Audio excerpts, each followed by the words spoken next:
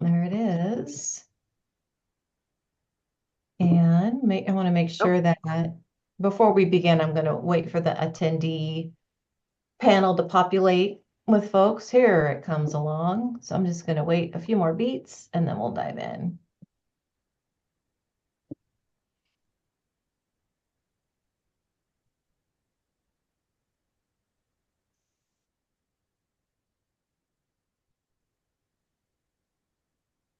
And Melinda, you are filling in, is that right? Yes. Yes, Awesome. that's why I had to Thank get the you. printout. Yeah, no I worries. figured as much. I've been way behind on my email, so thank you Me for too. doing that. I appreciate you. Okay. Let's go ahead and get started. And good after sunny afternoon. I hope you've got some vitamin D where you're at in the world. My name is Abby Stamp. My pronouns are she, her. I'm the Measure 110 Executive Director, and I'll be assisting Melinda, our tri-chair today, who will be facilitating today's meeting. The Oversight and Accountability Council welcomes and encourages community input. Members of the public are invited to submit public comments or get on our interested parties email list by emailing oha.measure110@oha.oregon.gov. That email address and more information about the council can be found on the Measure 110 OAC website. OAC members have asked that OHA and other staff who are present in the meeting space introduce themselves in the chat. Please share your role with the agency, and if you are a subject matter expert, if you are, what your area of expertise is, and I will turn it over to Melinda, who is leading today for opening remarks. Hi, everyone. Good afternoon, and welcome to January 22nd, Measure 110 Oversight and Accountability Council. Today, we will be talking about funding sequences, decisions, prioritization, discussion, and revote, Benton County DTRSF funding and vote, Clackamas County DTRSF funding and vote, Clatsop County DTRSF funding and vote, and last but not least, Columbia County DTRS funding and vote. I will now pass it to Carly to take attendance. Thank you, Melinda. Okay, Amy, were you able to get in? I am. I'm here. Yay. Carlos.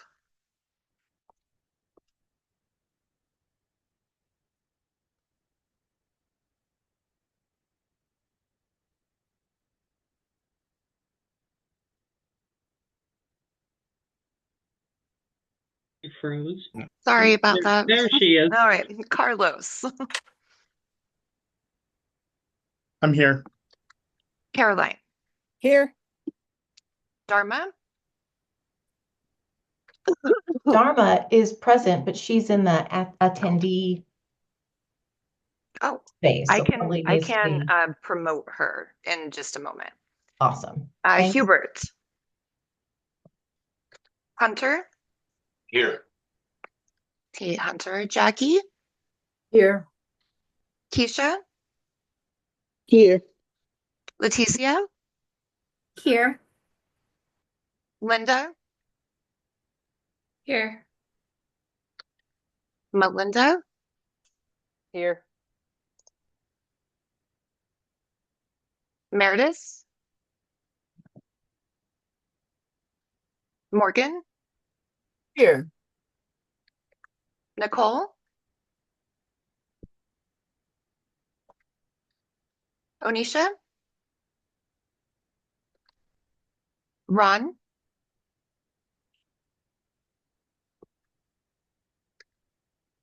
Ryan. Here. Sabrina. Zeb.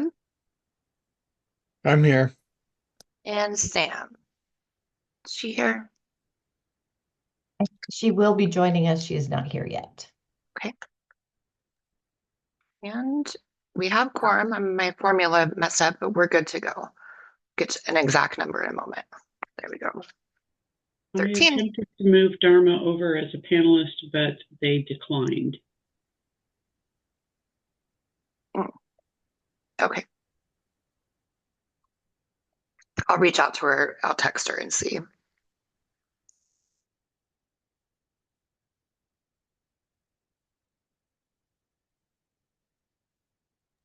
Carly, I just wanted to say that I'm here. I think somehow I have fallen off your attendance list, but I think I'm still a non-voting member. No, you didn't fall off. You're down at the very bottom and I skipped over. I'm sorry. Thank you for pointing that out.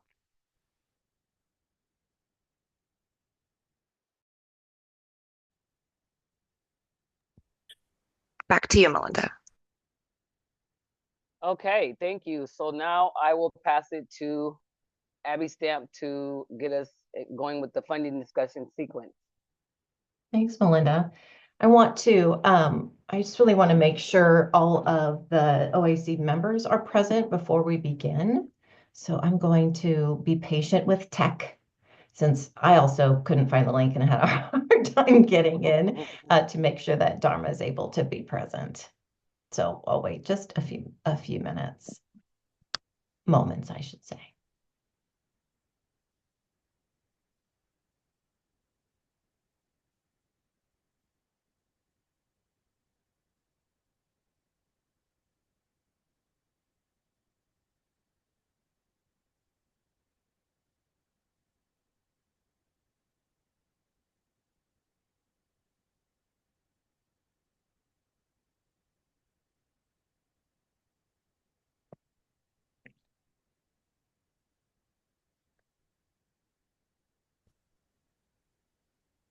Yay! Awesome. Welcome, Dharma. Thank you, Carly and Kathy, for helping with tech and just jumping in. So we're gonna be patient with Zoom. Thank you, Zoom. We appreciate you. Okay. So I don't know about you all, but I've been thinking about our meeting a lot from last week. And how I was hoping to help support your conversation is to first summarize where we left off and offer hopefully some tools to help with guidance to help facilitate these very hard decisions moving forward. So last week, y'all deliberated Baker County, which I believe had two Behavioral Health Resource Network applicants, and both were approved to move forward. And we all know that with the smaller counties in some shape and form, with fewer applicants in smaller counties, the discussion is a little more simple because it's like, well, these are the applicants, these is what we need, we got to move forward. And when we started talking about Benton County is when it got very, very complex. And so I'm hoping to pause for a minute and not jump into Benton and pick up where we left off around how to support a structured decision-making model to help endorse you all as a council in making these hard decisions. So first and foremost, I need to share that y'all, if you missed the meeting, there was one motion that was moved and seconded and voted and approved, which was to prioritize funding existing grantees, so people who have DTRSF funds today and are current grantees and are part of the burn in every county, and those organizations of those existing providers that are culturally specific. And this is where I would ask either Kathy or Carly to put that exact language that was adopted in the chat. So we're all starting from the same spot. And then Morgan made a motion because when we started looking at the county and seeing, oh my goodness, it's more than double than the ask. How are we going to give everybody a bite at this apple? There were conversations about how do we give all applicants with reasonable requests, and follow the values of the OAC something. And there was discussion around 70%. And then there was a second, and then it was voted. But a lot of people had to leave that meeting. And in retrospect, we discovered we did not have quorum. So that second motion that was seconded actually was not could not be moved into practice because we didn't have quorum. So I want to like pause there and see if there are any questions or reflections so that everybody who missed last week could be read in and brought to the place where we're at. And then I'd like to offer some suggestions, and I seek Melinda and Dharma's opening comments and partnership. So I want to make sure that some structured thinking might support these very hard decisions you all have in front of you before we get into any specific county.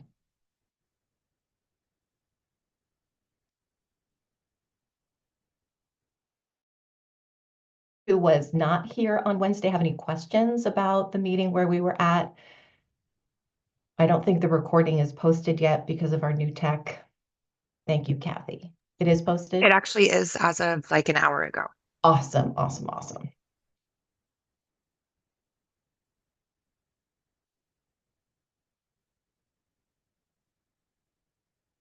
I can jump in.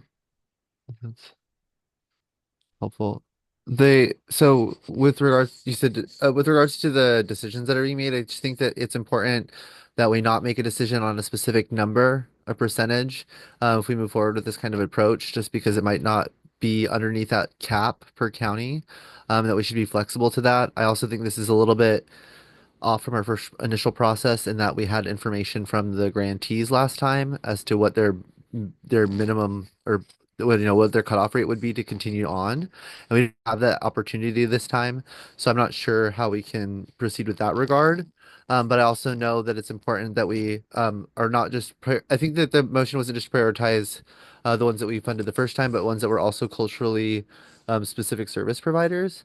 And so the with that regard, I'm just wanting some more specificity about how we're defining that and if we're evaluating culturally specific organizations on their performance on the first round. Because I think there's some clarification that's needed there. But that's it for me. Thanks, Dharma. So clarification into that first motion that was passed around prioritizing existing grantees through using the word continuity to describe that and culturally specific organizations. Yeah, and there's some clarity because I think there's just maybe some difference of understanding of what that means in like how we evaluated the grant applications this time. If there was any applications that were assessed based on efficiency in utilizing funds, or if there was like a quality of services provided kind of consideration for former grantees. Mhm. So we made sure to send out all of the materials. You have all of the applications, and you can click on the past recipient tab on the workbook to see how much the grant was for, how much has been spent, and this is the grantee summary of their own services. So we really wanted to get that out to you all so you could absolutely discern that. And we do have the review panel review the panel's recommendations and thoughts, and many of you are in those meetings as well. And so all I of don't that think Right. I don't go think that ahead. was my question though. I think it was just the question really was that like as a reviewer, a lot of it felt like it was we were reviewing things based on like provision of the information in the application, not necessarily on the quality of the information that was contained in there. And that was my concern was that maybe there was an understanding that we were evaluating it based on how well they how well they, did what they said they did in their first round of funding versus just having that information at all, which was just a yes or no, did they provide this information or not? And so that's why I wanted to just make sure that was clear. I hear you. Deb. Okay, so I'm looking at the chat. I understand the first motion, right? Move for OAC to prioritize continuity and culturally specific organizations in the funding decisions. I'm confused about the second motion, exactly what that means. Because it says prioritize applications as long as 70% of the budget is in line with OAC, and OAC would approve, and for the total ask of approved applicants in the county, there are sufficient funds within the county's funding formula. So is that 70% of the budget for existing burn providers in that county? And does that include culturally specific providers? I don't understand the second motion exactly. So this is the language that was deliberated last week, and this is what made my brain really think about what can we as the OHA team provide to you all to help kind of work through this. And with your permission, and I want to really first my tri-chairs and the group as a whole, if I have a couple of slides that I put together that I think might help create additional prioritization that would endorse and ease decision making. So, for example, one of the things that I did just out of curiosity, I took Benton County and I looked at what it would take to have each of the 15 applications be within the formula amount, like how much would need to be cut in order to give everybody a bite of that apple. And it's 65% of the total. So like way below 50%, right? So it's, and even trying to fund the existing providers, the ones that are in orange, like, hey, y'all are prioritizing you. We need to assess the cultural specificity piece still. Those total applications are still over the formula, right? Because the demand is incredible, and there simply is not enough cannabis revenue to go around with this funding stream. So that was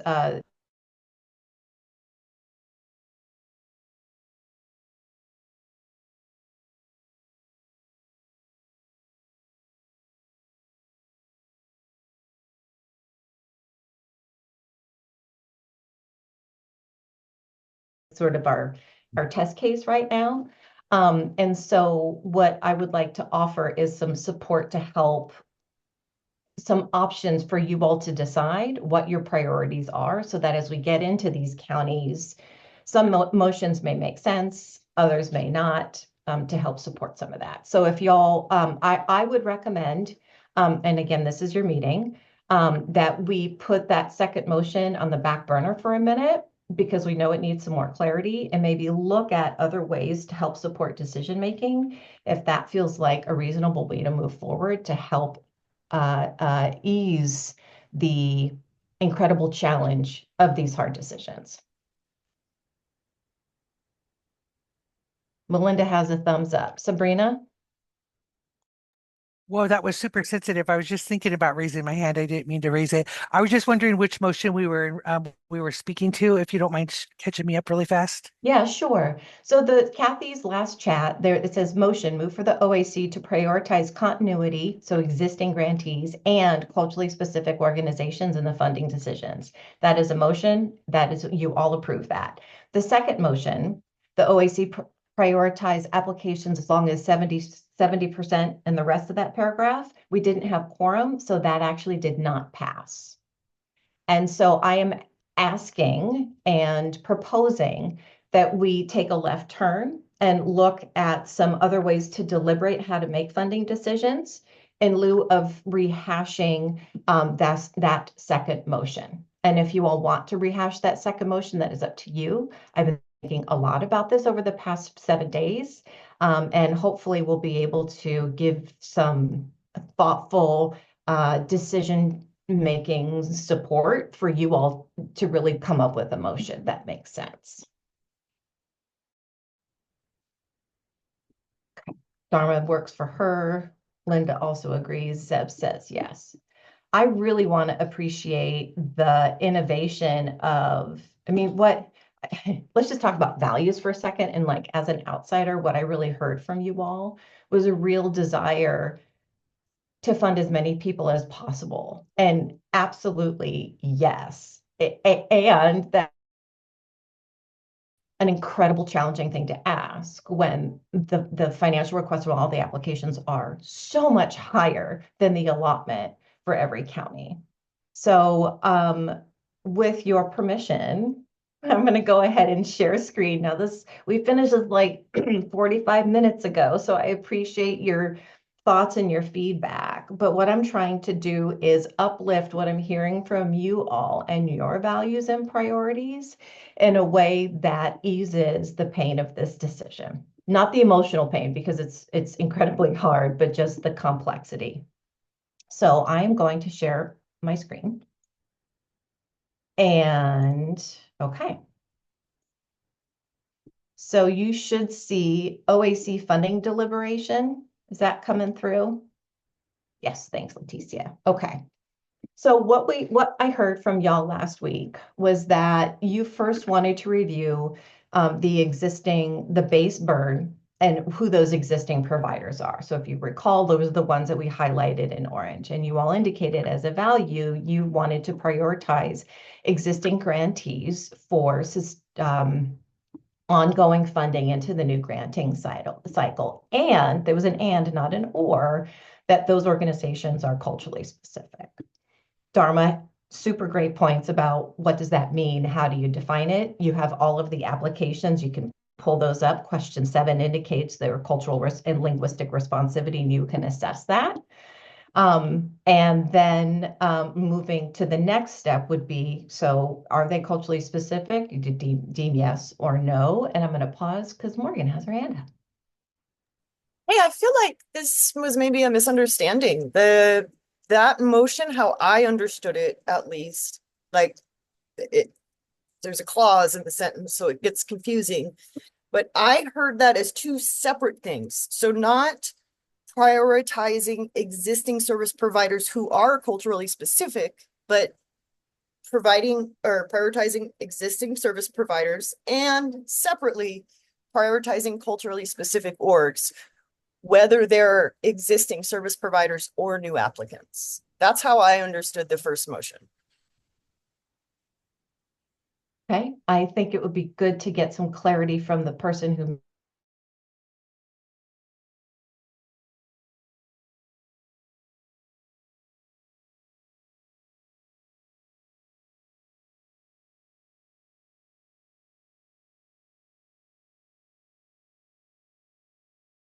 and it's an or, but just thinking about the yeses and nos and seeing if we can get through this together. Sabrina, your hand is up. Go ahead. Yeah, I just wanted to say that was from my Oh, great. my same thought process was what Morgan just said. Great. I can actually make this smaller and try to edit it while I'm talking. That's always really fun, but we're going to give that a go. No, I'm not, because I can't talk and do this at the same time. That's just going to be totally disastrous. So let me get through the rest of this and really kind of like a proof of concept. Like, does this thinking work for y'all? And then we can tweak it and make it right for what you need. Okay. So let's say the existing providers and new providers, is what I'm hearing, are not culturally specific. So then the options are, right, replace existing applicants with new applicants who are culturally specific. That's what we were just talking about. And these orange stars here, you've got panel review feedback that you could incorporate into that recommendation. Or you could potentially request that existing applicants commit to provide culturally specific services. You could be prescriptive about what needs to be provided. Moving down, once that is satisfied, are all of the service areas covered? Do we have screening, assessment, SUD, housing, peers, and harm reduction? Well, then are all client populations well served? Or if not, we need to make sure that these missing service areas that perhaps OHA could negotiate with the provider to add that or incorporate a new application. And then our client populations well served. Dharma provided incredibly, I have a child is trans and really thinking about their care and Dharma's incredible testimony about being a trans woman of color. Where does she get care? So are all populations well served? What's missing in the service array that we have today? If folks are not well served, and identifying underserved populations and ask OHA to work with providers to fill those gaps, or add applicants who can provide that service. And then we get to the money question and we propose funding adjustments. Let me get to just a couple more pieces and then I'm going to stop sharing screen and make this right. So another way to think about making provider adjustments is, with what you have developed to date, is the proposed burn within the budget. If it is, are you ready to vote? No, a little more deliberation, then moving forward, good to go, and we vote. And is the burn within the proposed budget? Then no.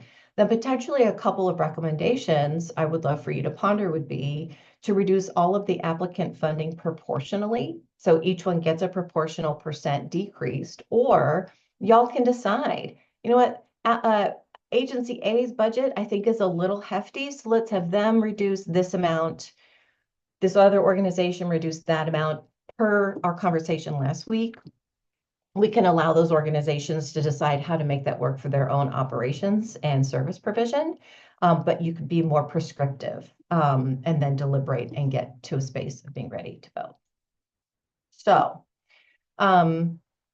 I am open to your feedback and thought, not about whether the text in each of these little decision tree moments are right. And I'm going to work on editing a piece of this because I hear you loud and clear. We needed more commas or punctuation in that motion to do it accurately. But my question for you as a deciding body is, does thinking this way support the ability to carve out a burn, being sensitive to the populations that need, the values of the dollars at stake, and ensuring that there are robust burns in every county? I really welcome your feedback.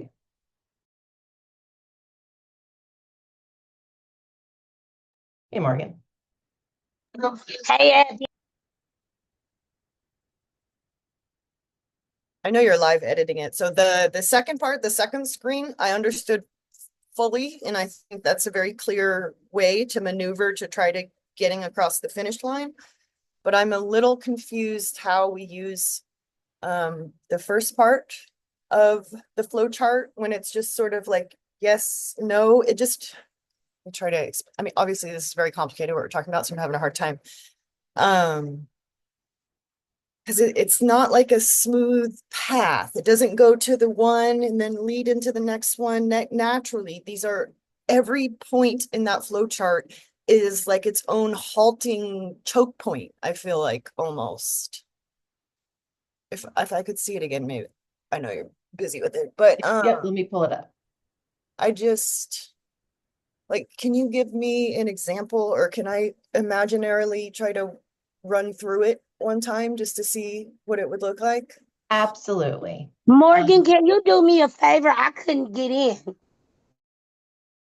Texting and calling him since 1:30, but I had a migraine. Can you catch me up, Morgan, to what y'all talking about? I'm sorry. Yeah, so last week, the motion to prioritize previous applicants and culturally specific applicants passed.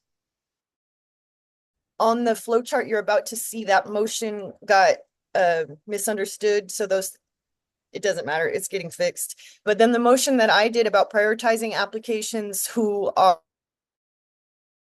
that we would otherwise approve, even if their budget ask is high, there wasn't enough quorum for that. So now we're trying to figure out a way, when we have all these different priority factors, when we're talking about which applicants to approve and how to fund the total burn. Abby is trying to create a system, some sort of more concrete thing to help us with all these moving parts and variables to get to our funding decisions. So that's what this flow chart is.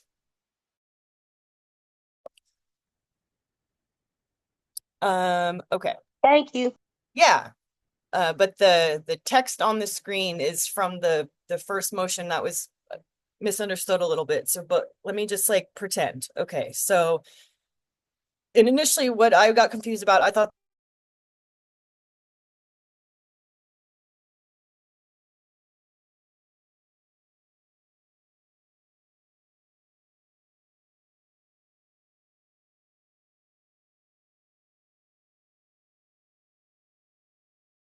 Good, full, robust service system, knowing there's not enough money to go around. okay. So, you know, the first thing probably would be, not, see, this is where I'm getting confused because it says are existing providers culturally specific instead of considering which, like, if I'm prioritizing organizations that are already funded through Measure 110, That's not a question for the group. That's not a question for the whole burn, right? That's an individual organization. So I'm confused how to answer these binary yes, no questions about the total burn when we're talking about how to prioritize individual applicants. Maybe that's where I'm getting hung up. The way I understand it is even though they're individual applicants, they're applicants that serve a unique individual system, a unique community. And there's not that many. There's not that many queer organizations out there that serving those with SUD. So it's not like it's a huge, you know what I'm saying, power vacuum or money draining vacuum. It's a very uniquely defined group of organizations who are culturally specific led, that serve a culturally specific population who have a substance use disorder. And that's a very minute number of organizations. It's not going to be a money drain. Everybody saying this is like, it's mind blowing to me because there's not that many in Portland. There ain't that many black, brown people here, indigenous people here. Portland is predominantly white, so we're not even asking for that much money. And you have all of the applications, and you know that they were, and I'm just going to use Benton County as our test case here. You can open all of them up and read their question 7 and help determine your assessment of whether they meet a threshold of culturally specific. And Morgan, while you're thinking, I'm going to call on Amy, but please chime back in. Amy, go ahead.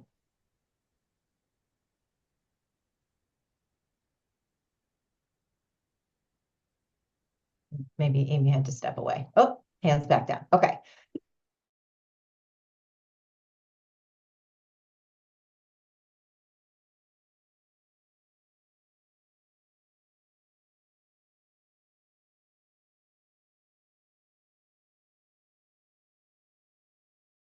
All of the screens going, trying to tracking stuff. And if you feel comfortable, it'd be super awesome to unmute and chime in, because if I'm going to miss a chat and I want to try to make sure I get all voices in the room, and that I don't want to miss I can anybody read or his chat anything. for him, Abby. He says, so if an existing applicant applied as culturally specific and were provide those services over the last 4 years and are now reapplying, this flow chart could help see if they qualify for this round.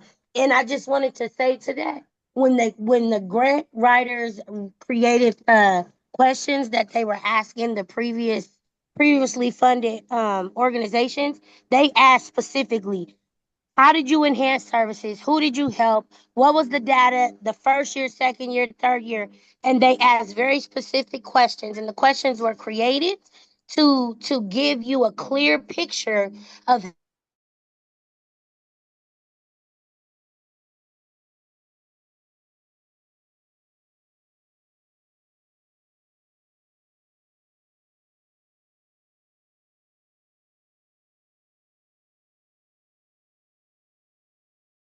to us, and they told us that's what we needed to collect.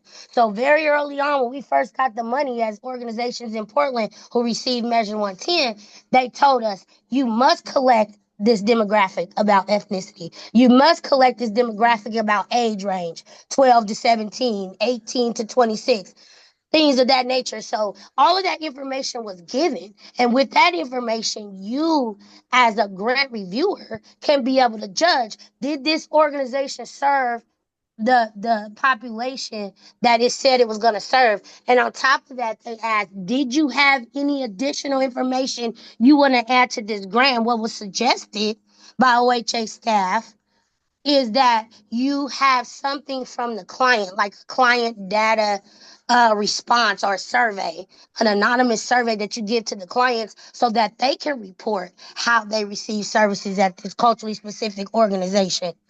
So I think all the information is there. It's how we're interpreting it. Yeah, all of the Thank you. information is both in the application and our team summarize that. And I can stop screen sharing if you want to look at the existing providers and how they're articulating their service, if that helps you assess how you want to make a decision together. Morgan and then Amy. Oh, I just want to clarify, we're having two conversations simultaneously right now.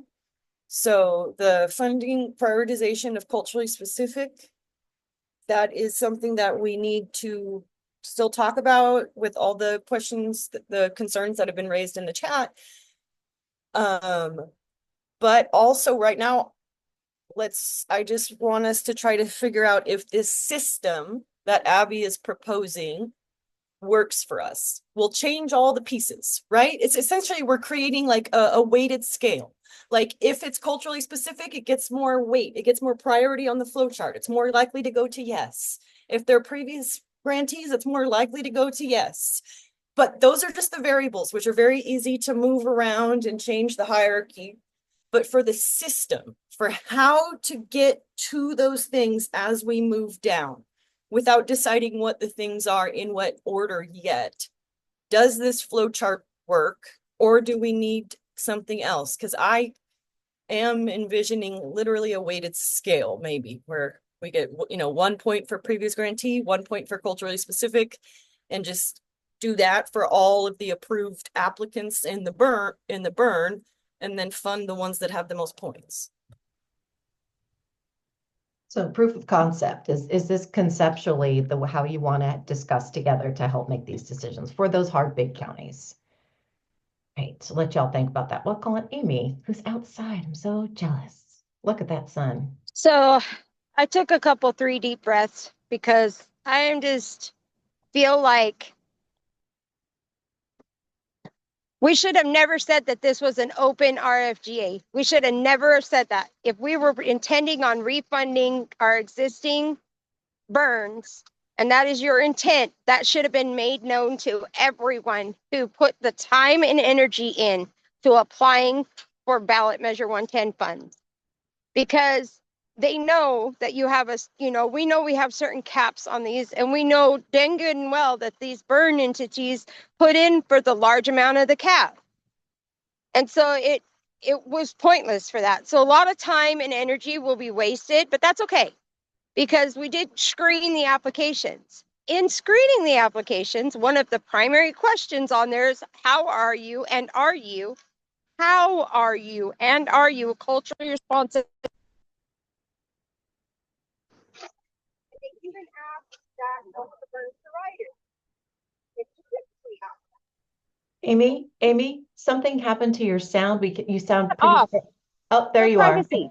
are. I can hear you now. So can you hear me now? Yes, I can.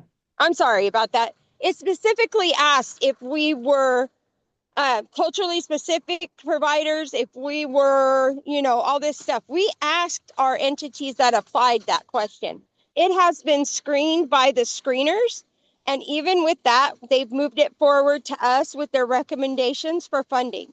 Now we can, as the OAC, go back over everything and we can relook at everything.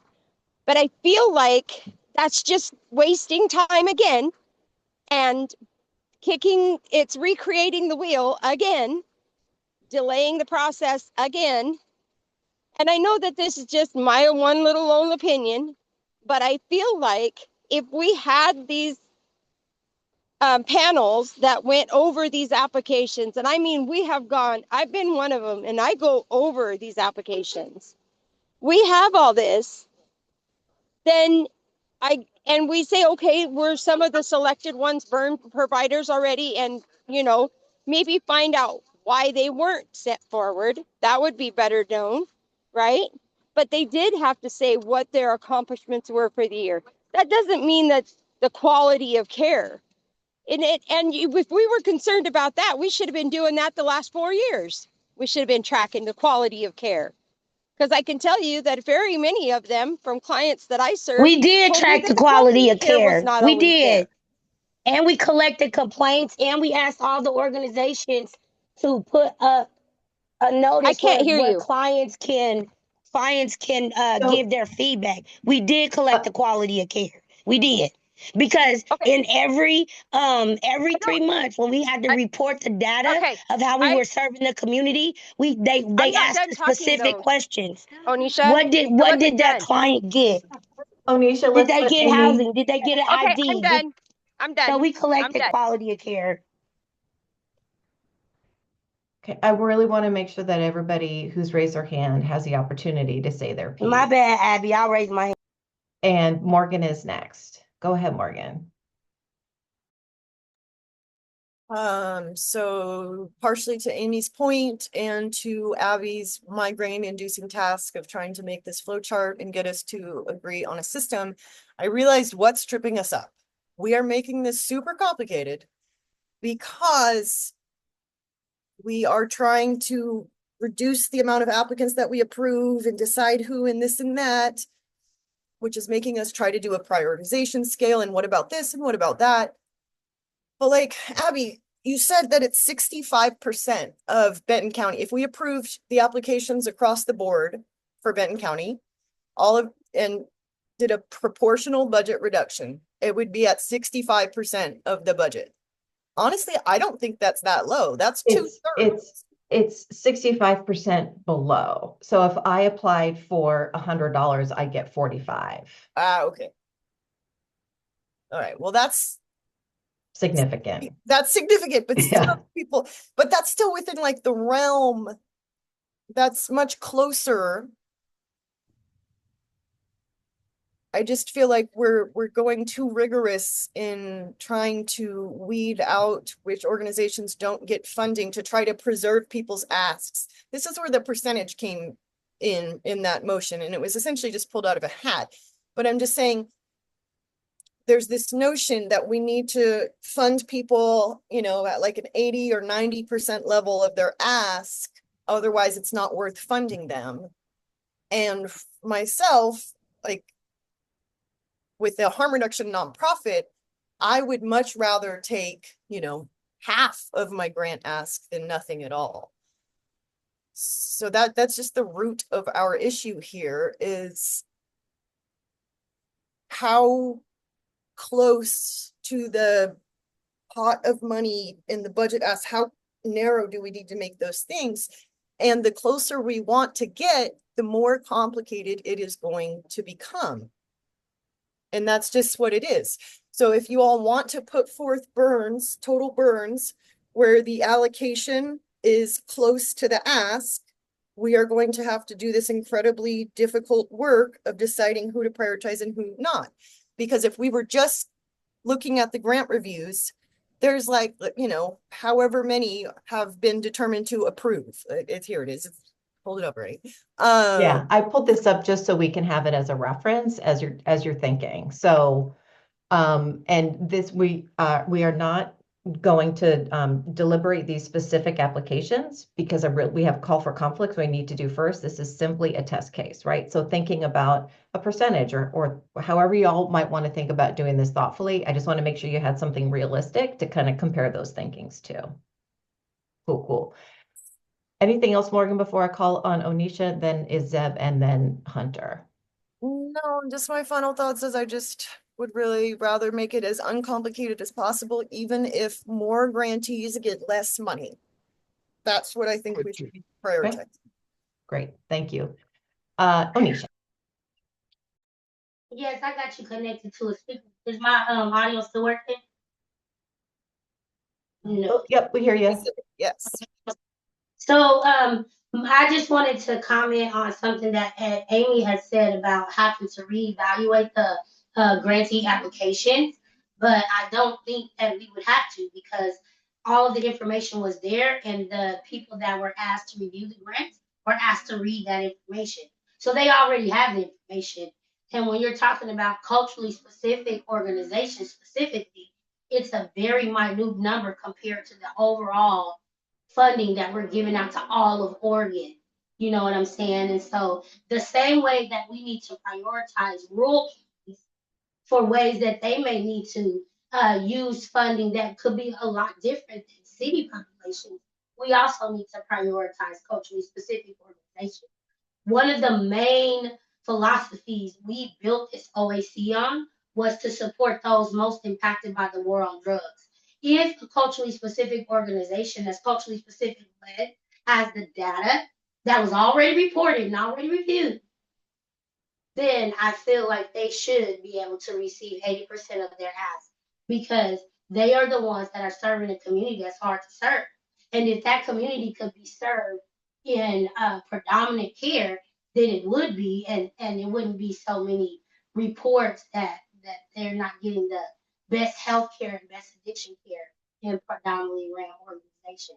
And I just want to remind everybody that the same way we need to prioritize rural counties for a very maybe they need to run their data different. Maybe their data isn't saying, oh, maybe they serve 7 people a month compared to 41, but depending on how people were able to access their healthcare system in a rural area, especially in winter months, then we don't judge them as harshly. So we need to be able to look at these organizations equitably. Rural organizations, culturally specific organizations, tribal organizations, we have to be able to look at all those who have been most impacted by the war on drugs equitably. And that's poor whites, Native Americans, African Americans, brown people, indigenous people, queer people, transgender women. We need to be able to look at those populations equitably and not put them on the same type of dominant organization that has a lot more resources. Thank you, Anisha. And I'll reiterate that y'all already voted last week that you wanted to prioritize existing grantees and culturally specific organizations. So that is already a stated, agreed upon prioritization from last week. Next up is Zeb. Yeah, thank you. And great points, Onisha. So last week before we started the meeting, I asked about the weighted score, and we got a great definition on what that is. And Abby, you can correct me if I'm wrong, but part of that weighted score should be if you're, you would score higher if you are a culturally specific agency that's able to meet those needs. I'm just looking at some counties. If we have like low weighted scores that are really drastically lower than others, that should signify that they can't meet the needs of communities most impacted by the war on drugs.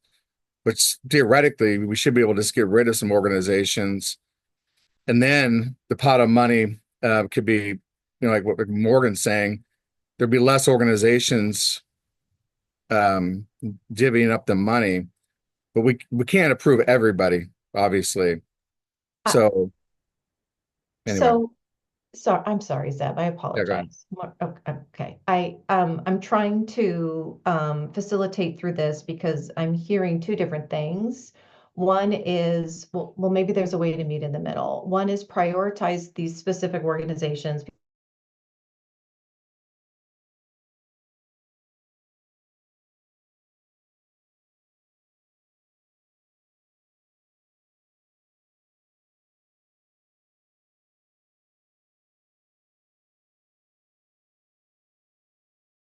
$1 million. So these are the conversations that are so important for y'all to have and then decide how you want to go through this decision-making process as a team. If it's you want everybody does a little something and you figure out how to proportionally do that, whether it's more monies to some kind of organization and less percentage to others, or whether it's more binary, cut and dry. So I just wanted to reflect that and make sure I'm tracking what I'm hearing.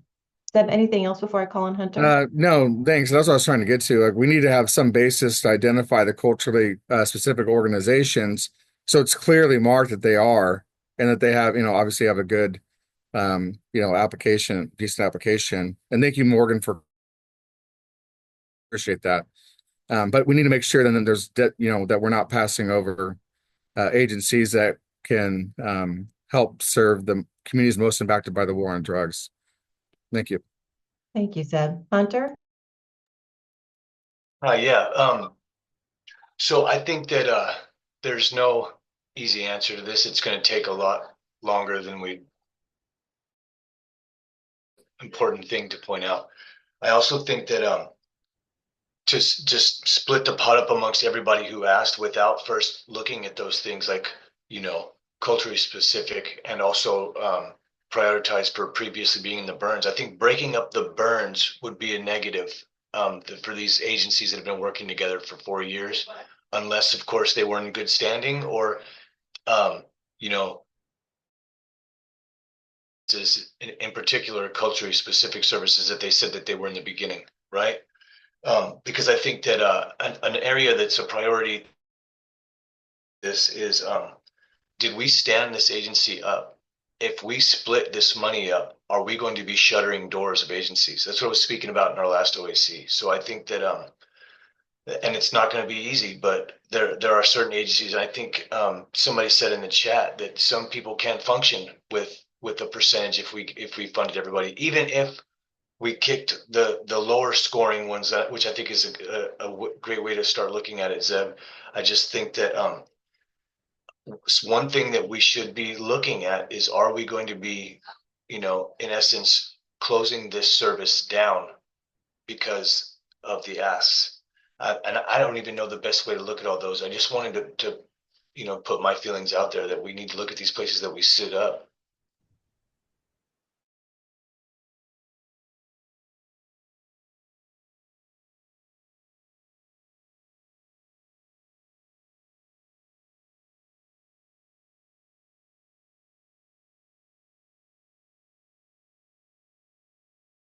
Are completed.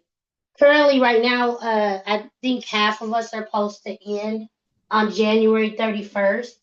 And we know we studied, we talked about these grants, we've watched the videos of the reviews, and I think it's going to delay the process to try to get quorum, take off half the OAC because some legislative policy and OAC council is supposed to have full power to make these decisions.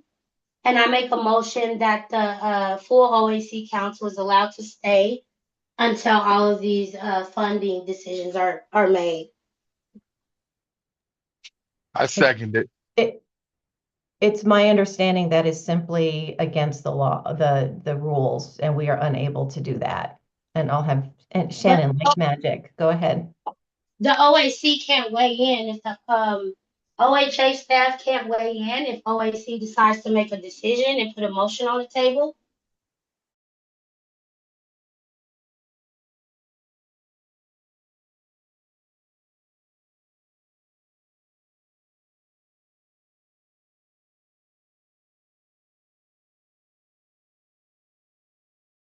But I made a motion. Can we run a vote?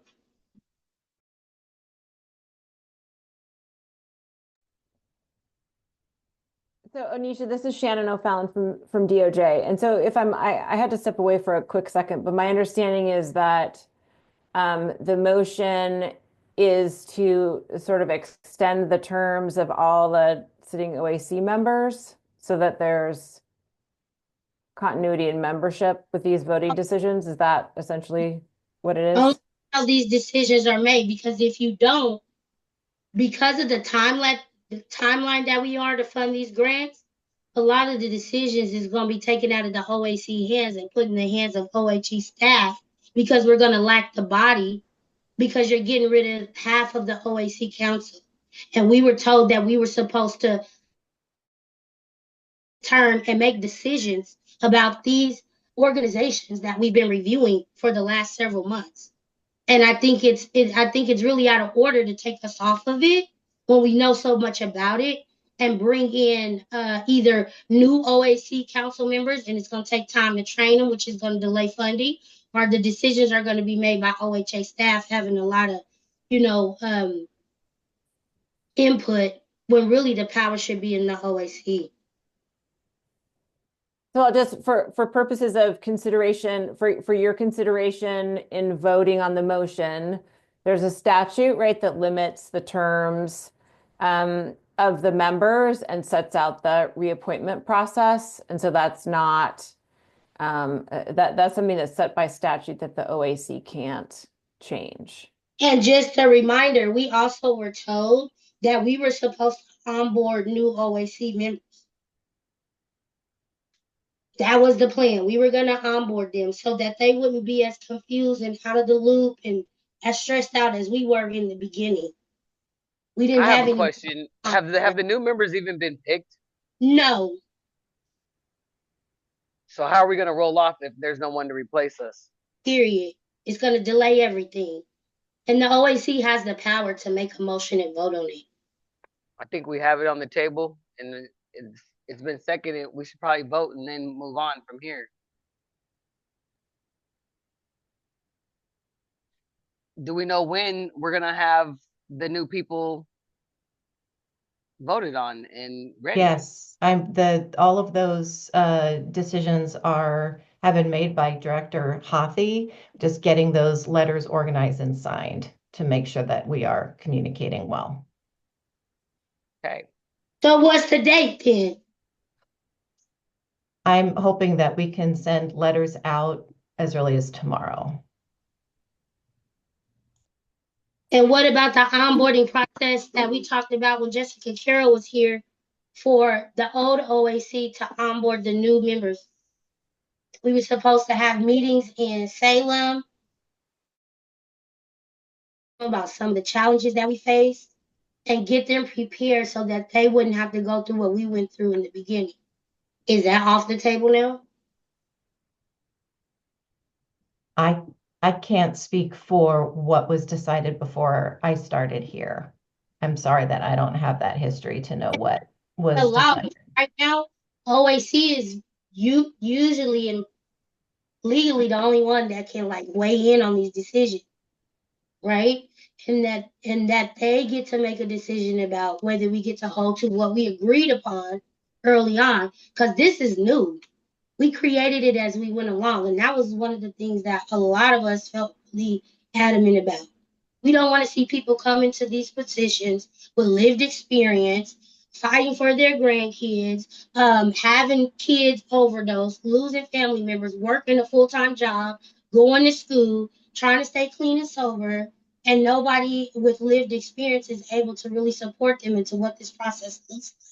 And we talked about it, we discussed it as a group, that we would love to onboard those of us who are leaving the new OAC Council. And now it seems like all of those decisions are being taken away.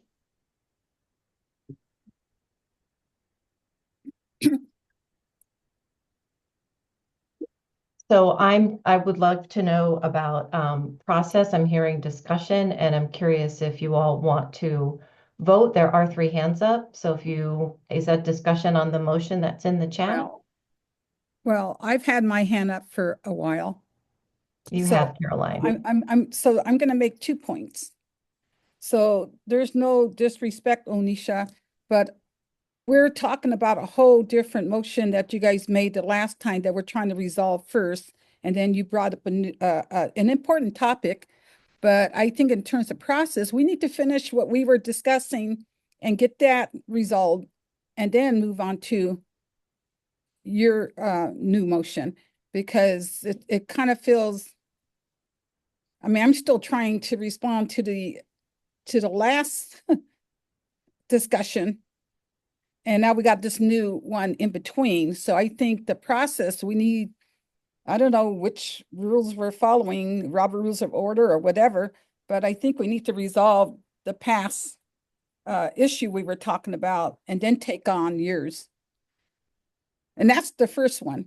So if that's okay, then I want to go back to to what we were discussing. You're right, Miss Carolyn. You're right. Robert Rules of Order. You're absolutely right. I agree with everything you said. Okay, because I don't want, because I think it's important what you're saying, but I want to go back to, are we okay with that process? Is everyone? I mean, someone says if that's not what you guys want to do, then say something, because we've been I'm fine with going back and resolving the first line of business that we had on the table and then addressing Anisha's comment, the one that she has on the table now. So Melinda, do I have the if Anisha would withdraw that one until we could come back to it? Does she need to withdraw it because it was first and seconded? A motion, and I think Hubert seconded it. So I would draw my motion and then to readdress it after we complete our decision making to the first order of business. Okay. Okay. So am I back on, Melinda? Yes. Okay, thank you.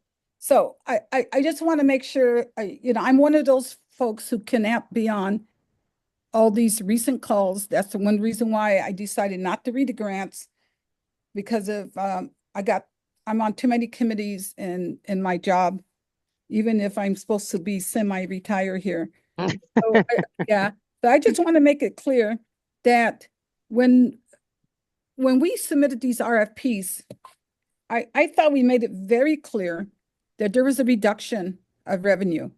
And because of that, not everyone is probably going to get the same amount. I mean, I don't think that was, I mean, I don't know how to publicize that, but I thought we made it clear. And for any of us who's been in the field a long time, we know that grant money is not dependable. In fact, the only thing that's dependable is base dollars. If you're able to get base, dollars, grant dollars is not dependable. So it's always hard, when I'm working with grants and letting my folks know that sometimes this is going to be a temporary job. I think it's a disadvantage for us to do in that way. I wish we could all just get base dollars instead of having to compete all the time. And I'm kind of hearing to what Amy was saying, is the fact that we're in the same dilemma where we were 4 years ago or 5 years ago. I don't know the years now anymore. In terms of the requests being a lot more than what we have to give. I mean, so we know that. However, on the other hand, I'm not sure for some of these programs who have been doing a good job, now we're going to have to cut them back, but they knew this too, that might be something that was going to occur. And I think there's a big danger in some new programs not getting enough dollars. Like Jeb said, they're not going to get enough dollars in order to do their program. And so it's going to be a disservice because they're not going to have enough money to do what they need to do. And so scoring sometimes has to do a lot in terms of your writer. If you could get a very good grant writer and you answer all the questions, and even though it might not even be really maybe a stretch of the truth, you're going to get those points. So we might be not serving some programs who probably should get the money. And in other words, there's no fair way of doing this. And we didn't resolve it in terms of when we put the RFP. And if we would have been more clear in saying, this is no guarantee, well, I think we kind of say that, but that you might not get the same amount of money, it's still going to be the choice of the, I think the receiver, in terms of if they put in for $200 and we could only give them $100,000, it's still going to be up to them for them to say that, you know what, we can't take the money because we cannot function on that amount. What we did last time, Abby, is the fact that we had 400, I think it was like $400 million to request, and we only have like 280 million to give out. So we came up with a population kind of base. We wanted to do need and look at all the data, but we were running out of time because we were taking too long to get these dollars out, to the programs. And so we went population base. Everyone in that county should have known that this is the amount the county's going to get.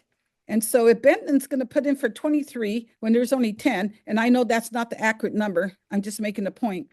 They have to understand that they're not going to get all the monies.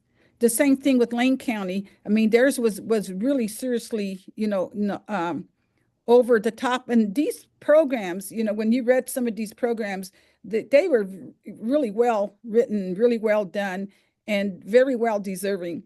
But the bottom line is the fact that if we don't come up with a way, we're going to be here 2 months from now having the same discussion. And so my recommendation is to send it back to the county, make them all come together to meet and see who's going to get what sometimes. And then I'm told what the counties don't talk to each other, the programs don't talk to each other, and they're not going to get any of these dollars. So Abby, I think you tried to do a really good schematic way of yes, no, yes, no, yes, no. But on the other hand, I don't know if there's another way, to be quite honest. And I mean, because we were in the same dilemma, like I said, from before. It's the same feeling, the same feeling of, I don't like this part of D council. So that's all I have to say. I don't need a response. Thank you, Caroline. Lakeisha. Yeah, I was just gonna yeah, my hand was back from way up. But when we were talking about like 80 a percentage of the ask, like some people have asked for so much, like that's the whole pot. Second, question 7 doesn't really weed out if an organization is culturally specific or not. It just talks about if they answered the question well, they scored high. So you really can't tell if they're culturally specific. And in reviewing these, a lot of the culturally specific organizations got weeded out and didn't get voted in because of the score process. And kind of like what Carolyn was saying, if you have a good grant writer, these answers are going to be amazing, but it doesn't really go to the quality of service. And then I forgot my other points. We can come back. Thanks, Lakeisha. Morgan.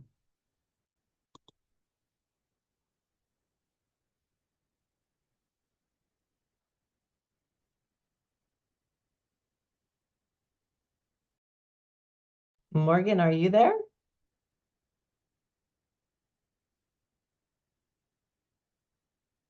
Well, we'll go to Dharma. Maybe she'll pop back. Yeah, so I think my struggle is in line, I think, with Caroline's, that like no matter how we spin this flowchart of decisions, that I think the RFGA was made hastily and it is not inadequate for what we need to make the decisions on.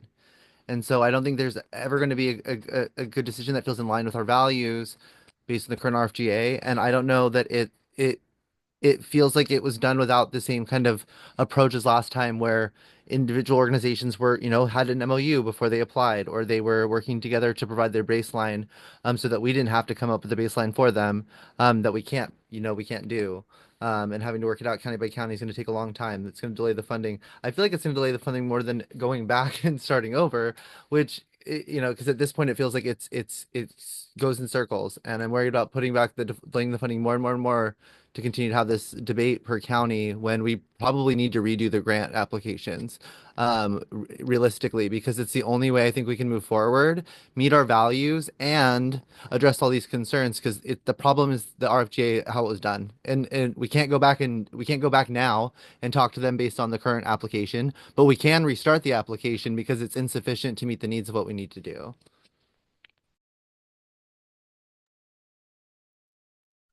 Thank you, Dharma. I'm going to see if Morgan's back. My hand is up, Abby. Sorry. Go ahead, Morgan. I didn't mean to raise my hand. Oh, I'll lower it for you. Amy. So to go back and reinvent the wheel is going to just delay everything tenfold. And so the RFGA, the OHA came up with, that was OHA's thing. They came up with that. A lot of the questions are specific to, provision and an explanation of the provisions. People's scores were weighted. Last time we had the application funding process, everybody was complaining about the way that it was scored and the way we had to review everything. This time, nobody's happy again. We're never going to be fully happy with anything. It's always going to have something for someone. We have a lot of different personalities here and a lot of different passions here. And I get that. What we do have is the same common goal, and that is serving our communities. We are not serving our communities by reinventing the wheel because 3 people don't like it, or a couple people here, or a couple people there, or it's not meeting this, or it's not meeting that. Now, I know as we've been reviewing these, like I was trying to say, I agree with Caroline fully. What I was trying to say was, these questions were looked at, they were answered. The people that were previous burn providers, we looked at that stuff. We looked at everything they put in there. I'm not sure how some of you were tracking the outcomes and measures of the past burns, but I didn't get to see a lot of that information, and I've been at the meetings.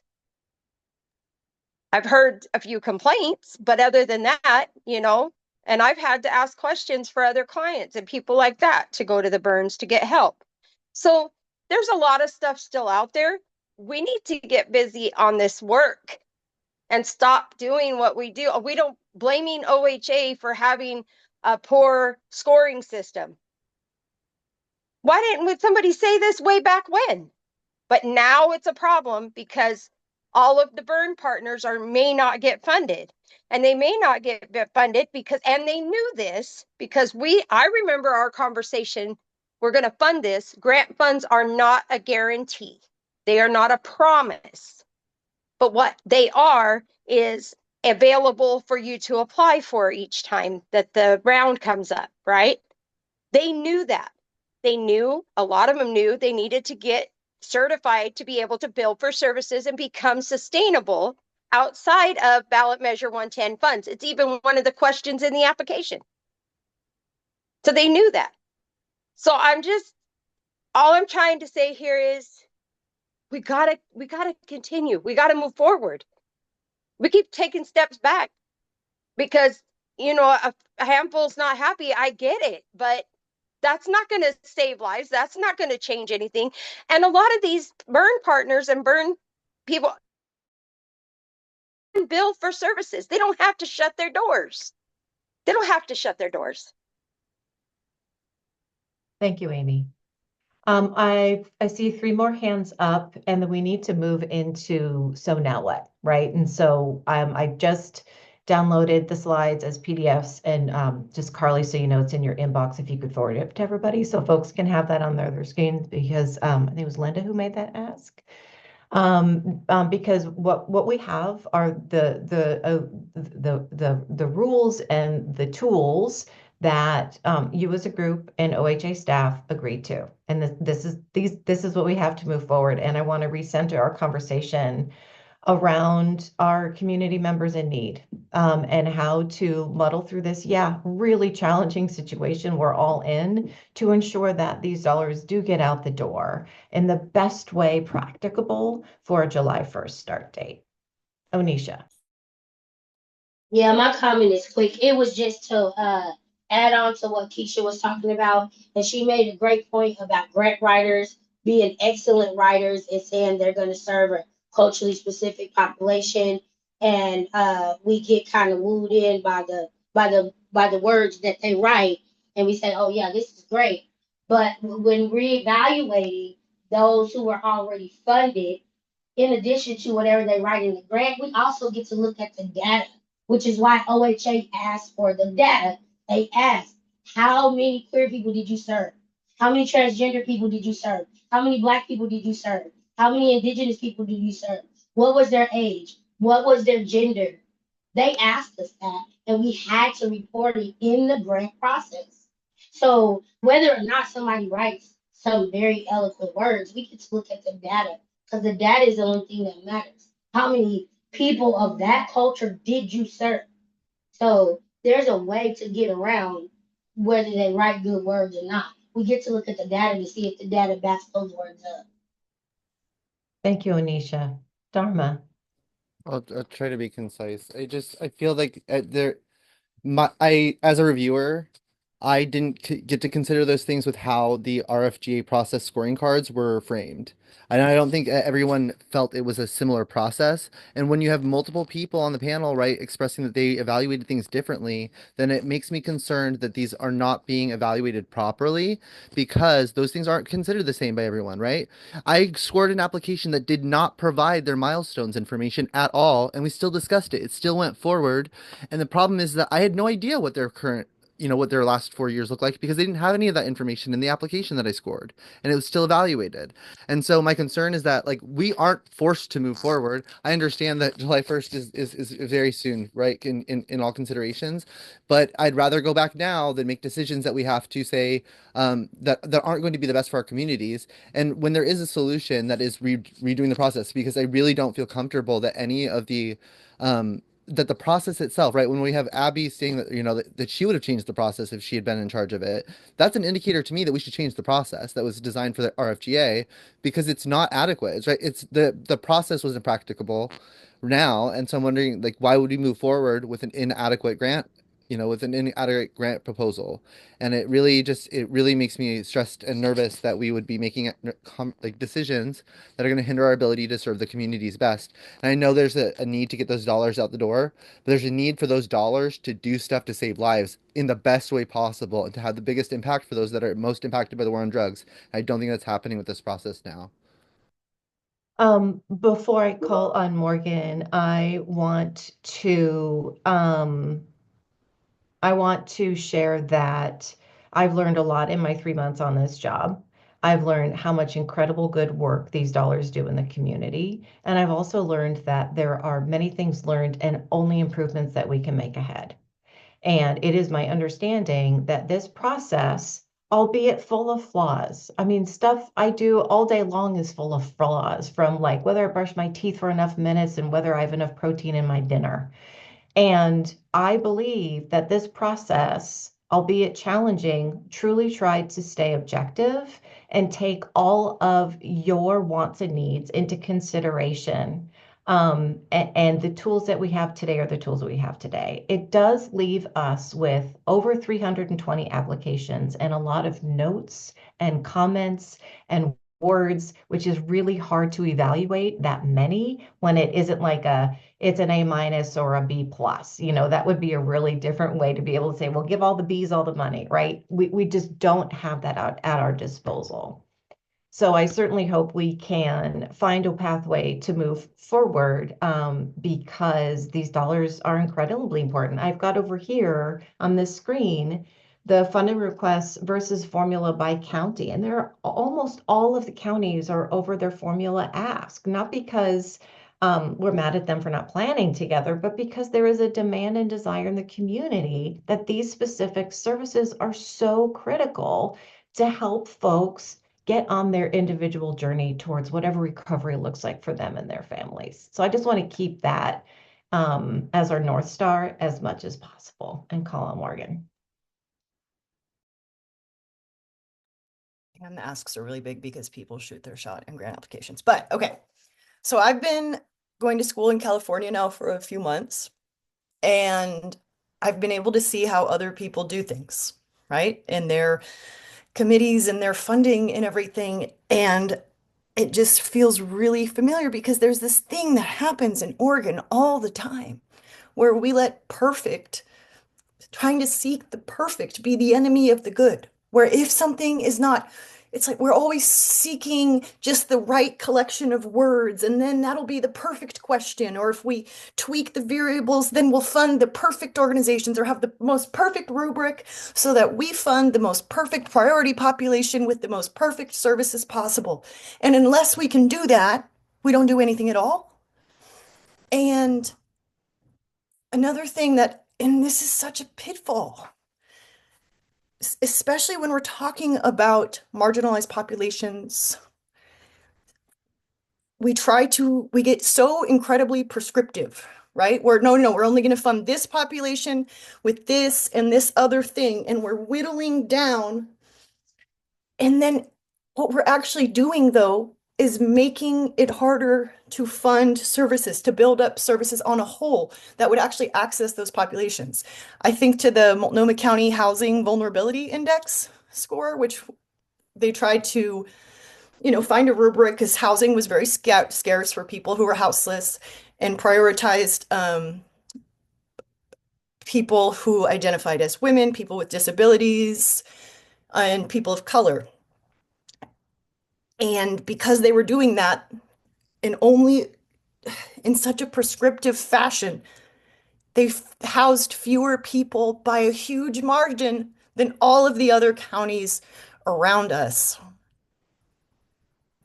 If we just focus on just funding, trying to get things out the door and not being perfect, we have these guidepost values that we've had the entire 4 years, and to never lose sight of those. And those are baked into the current application right now. We know these things.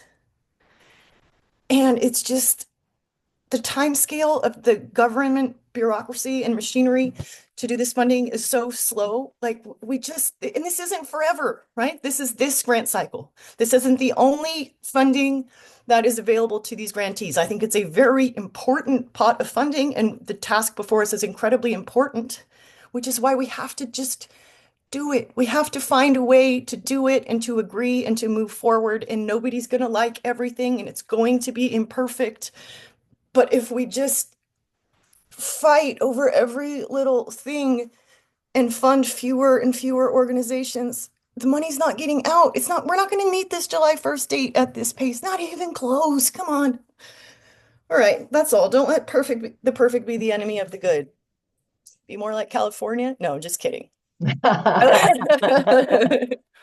Thank you, Morgan. I'm going to call on Onisha, and I am going to solicit some comments when she is done with her remarks about how you all want to move forward. Because it is, we've been talking for an hour and a half, and I knew this conversation would be hard. But it's time to figure out what we're doing next. Onisha, go ahead.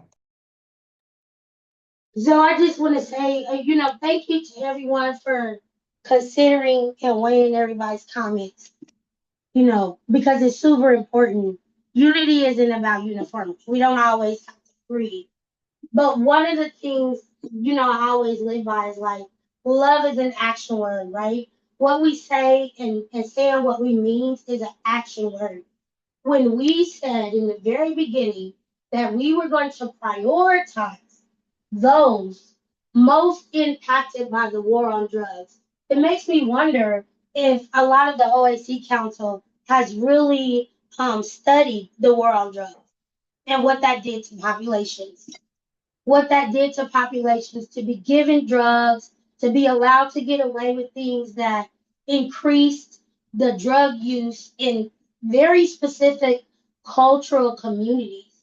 And when you say people of color, it lumps us all into the same category. And we know that that's not true. You know what I'm saying? We know that that's not accurate. We know that that's not equitable. I'm Black, I'm Native American, and I'm queer. But that doesn't mean I understand what a transgender woman goes through. That doesn't mean that I understand what somebody who was born on my reservation and moves to Portland and doesn't understand how these systems work. That doesn't mean that I understand what a dark-skinned Black person goes through, a dark-skinned Black male, but having to navigate these systems. Because I'm light-skinned, my hair is straight. So even though I share these ethnicities, there's still a big difference in how I understand it. So that goes to show it's not just about, predominant society doesn't understand these systems. Predominant society doesn't understand how these cultures navigate these systems, the problems they have, the psyche, the trauma, the things that they need to learn how to navigate the systems so they can practice harm reduction or get clean and sober. Sorry if those get into recovery, whatever that looks like for them. Not to offend anybody, but I guess the main thing that I'm talking about is like we said from the very beginning, we wanted to prioritize these communities. And are our actions, are we willing to make the decision that says we are prioritizing these communities? Because when you think about the population here in Oregon, it's like 6% compared to like 94%. I don't know all the population, but we're small in numbers in Oregon. And I wonder why people kind of get scared and they kind of like backpedal. Like we said, we were going to prioritize culturally specific organizations, but we're not willing to do any of the strategic work to make sure we prioritize it because we have to make sure that we spread the money with everybody. And like you guys keep saying, everybody's not going to get funded. But I think we need to make sure that the culturally specific organizations who did well in previous years are funded.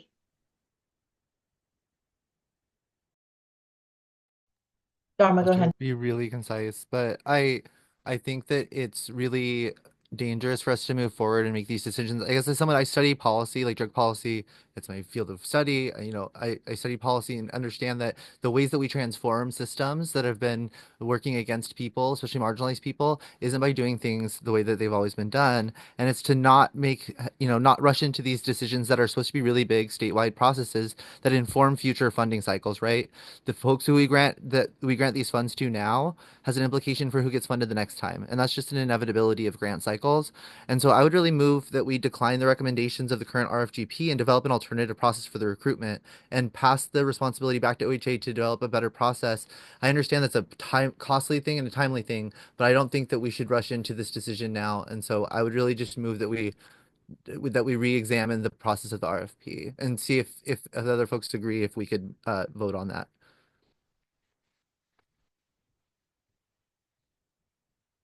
Leticia? I received, thank you for sending out the slides. I received those and I wanted to make a motion to approve those. So, where's Shannon? There she is. So I'm not sure if Dharma made a motion and how we want to juggle these two assertions. I guess I should go ahead, Shannon. Yeah. Hi, Shannon O'Fallon from DOJ. I didn't necessarily hear that Dharma made a motion, that Dharma was maybe proposing that there be a No, it was a motion, real but I could be motion. wrong about that. Okay, It was so a if real that was a motion. motion, that motion is on the table and should be dealt with first. Okay, thank you. Thank you. Sorry, I didn't realize that was a motion. No Can we problem. get a repeat of the motion, please, so I can get it down in the record?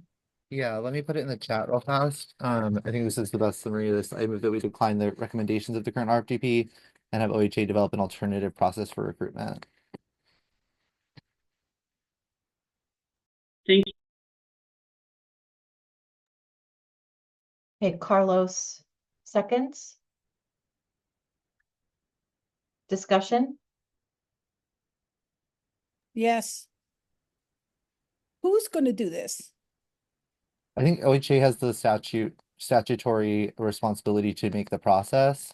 And so they're the only ones that can refine the process. I know, but if this is passed, are they going to go through all these applications and ask these questions and make the decisions? I don't think we need to do an open RFGA. No, I mean, these are just for some of the counties that submitted more requests than there is funding available for the county. And so that we need a process in order to kind of whittle it down by asking these questions. So I'm just saying, who's doing this work? That's the part of my discussion. Who's going to do this? So this is Shannon O'Fallon from DOJ again. Just as a point of order, right? The current RFGA is closed, so there's no. I mean, OHA, if it wanted to, could amend the RFGA or something like that. But I think there's not room sort of within the current structure right now to go and ask applicants for additional information without reopening the RFGA. I think that's my proposal, is that we make something new, because I don't think the current one was sufficient to get the information we needed. And sorry, Linda, I see, and Zeb, I see your hands up. So sorry, Shannon O'Fallon again. I mean, the other thing, I think that depending on what the council does here, I'll need to provide some advice to OHA, given its statutory authority and given the OAC statutory authority. But there are also rules that govern this current RFGA process, and so it could entail rulemaking as well. Thank you, Shannon. Linda? I appreciate everyone's like work and thoughtfulness around this process. I would like to second what Morgan said about not letting perfection get in the way of progress, because I think I mean, people have put a lot of work into the current grant applications as well as reviewing them. So I think reopening applications and restarting this process seems like um, just like kind of letting perfection get in the way of progress. So that's my personal opinion.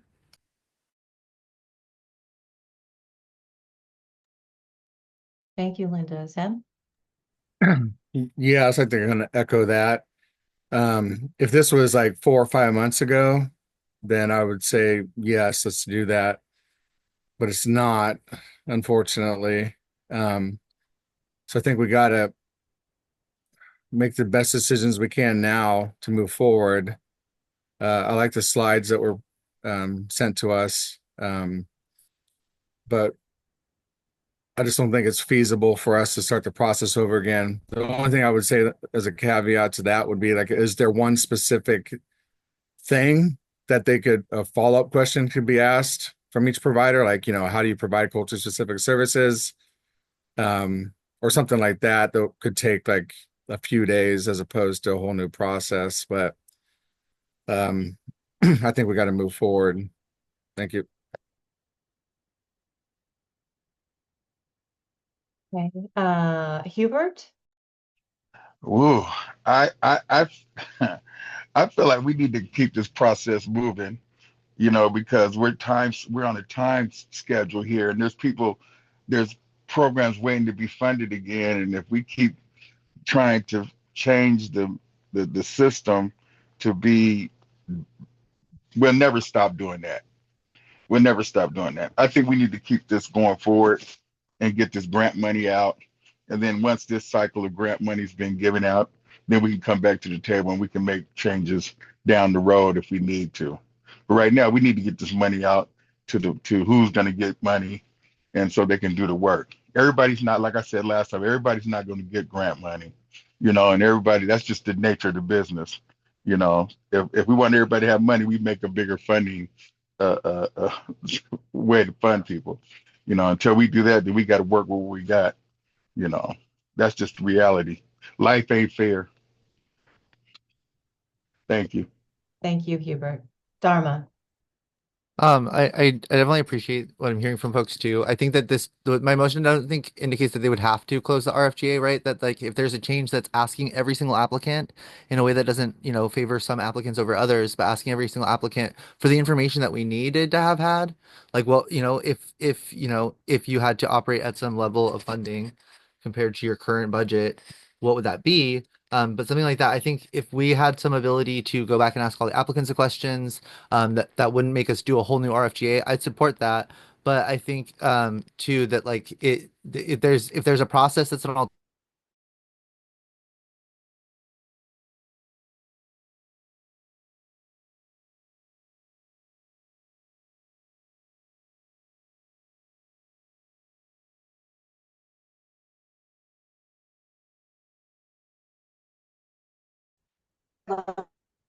Yeah, I just want to say I understand that our timeline is, serious, and I just want us to make sure that we consider that what the ask is here to prioritize culturally specific organizations. The data is there. I say we just look at the data. OHA, like they can help us get the data of those who actually serve the populations that they said they were going to serve. And I don't think that it's out of order to prioritize these organizations because that's what we said we were going to do. Yes, that was the motion that was approved. Caroline? Can you put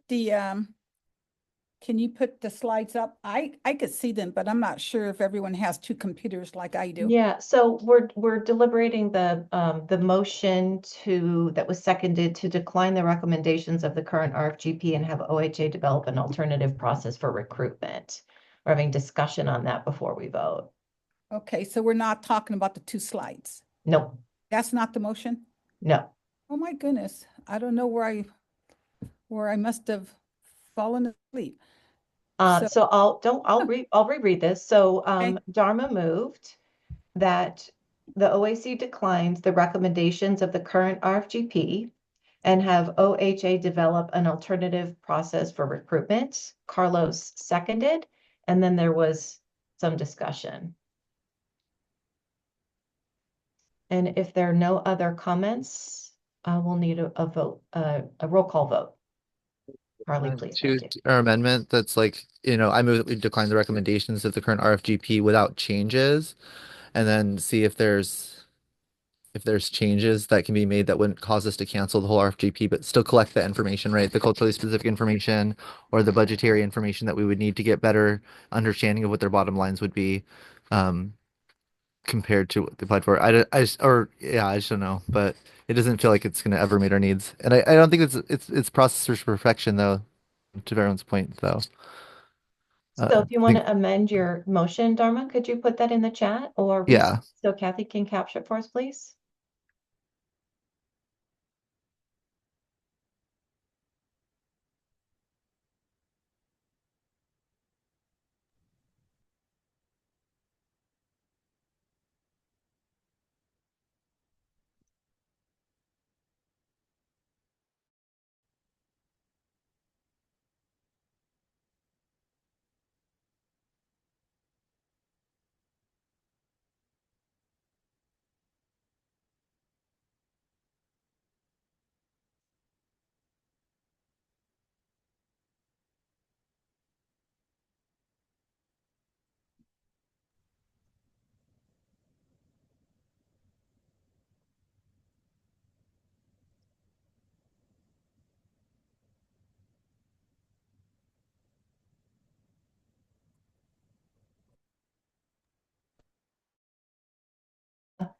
The amended motions in the chat moves to decline the recommendations of the current RFGP and have OHA develop an alternative process for recruitment or adjustment of current RFGP to better consider burn needs in our funding decisions.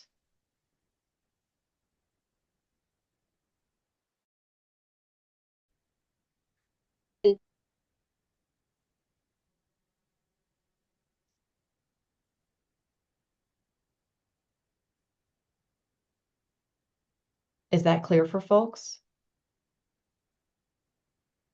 No, Caroline, what's not clear? Can you put it, in previous motions, you guys put it on our screen so we could actually visibly see it? Ah, okay. Because some of us are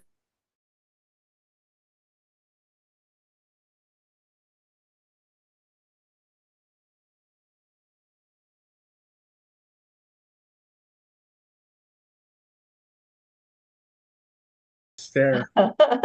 Yep. Oh my goodness. I wouldn't mind a close-up of your forehead, Carlos. Come on. I'm gonna see if I can. Thank you. Carly, I'm making a slide just real quick. I'll pull it up. Thank you. Thank you. As an OHA staff person, I would want some real clarity. And having had reviewed applications, facilitating all the review panels, I am crystal clear. There is a lot of information in those applications that you all have in your inboxes and summaries that we've also provided in the slide decks. I just think it's not, I feel like that's misleading for how the applications were assessed, because they were assessed for answered the question or not. I'm not talking about the assessment. I'm indicating the information that we already asked applicants to provide. Hey, it was that way. It was that way before. And that's what I was hoping we were going to be able to avoid, but it looked like we just did the same thing. So I'm in agreement with you, Abby. That's what the overall feeling was. And then we were kind of dismissed because none of us were doing it correctly. And so then OHA had to read all of them, and it took them. They were ordered, pretty well ordered. The OHA staff was ordered to read these grants in order for us to stay in the time frame. And so we wanted to avoid that. We didn't avoid it. We're in the same dilemma. I don't think we're as bad, but it's just the same thing. Now we're talking about funding, that there's not enough funding to I mean, and yeah, we feel the same way, Abby. Our heart was filled with all these needs, and we were reading these applications, and they needed this money, but there was not enough money to give everyone. So there have to be some very hard decisions. So yeah, so we're going through this, is deja vu. It's going through this again. So I want to be sensitive to Dharma's amended motion. And I just want to make sure if there is thank you, Carly. I so appreciate you. Yes, and she awesome. That if there is an ask of the agency, I just want to be really clear that I understand what that is. I think the ask of the agency is maybe the in the last part of this maybe isn't worded the best, but it was just the ask was to get them to re-examine if there's questions that we could ask of every applicant, if that's what it requires to not make it a non-competitive process. But if there's information that we can go back and collect from every grant applicant or that we can use to adjust the RFGP to make this process more feasible, then I think we should do that. Uh, And if, right, and I think if that alternative process is to redo it, then that would be it, but I don't think that's going to happen. So I think if there's in a way to go back and get more, and I know that we already have a ton of information, but the way that we examine the information was not consistent. I feel like to get at the answers that we want, and I'd want the answers from the RFGP to be able to answer those questions on that decision tree better. So yeah. I don't know if there's a way to adjust that to capture that, but I think that that's what my hope was for the.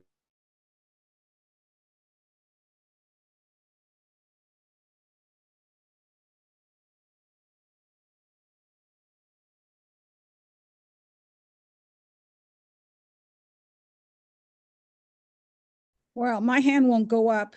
Caroline, go ahead. So I, I, if I'm reading this right, we're saying that we're going to decline the recommendation of the current RFGP, and we're going to have OHA to develop something different when they've already gone through this process and you guys all have scored, and now we're stopping the process to develop a new process. Am I reading that wrong? Because I'm not sure that's your intent, Dharma. Is your intent exactly what this says?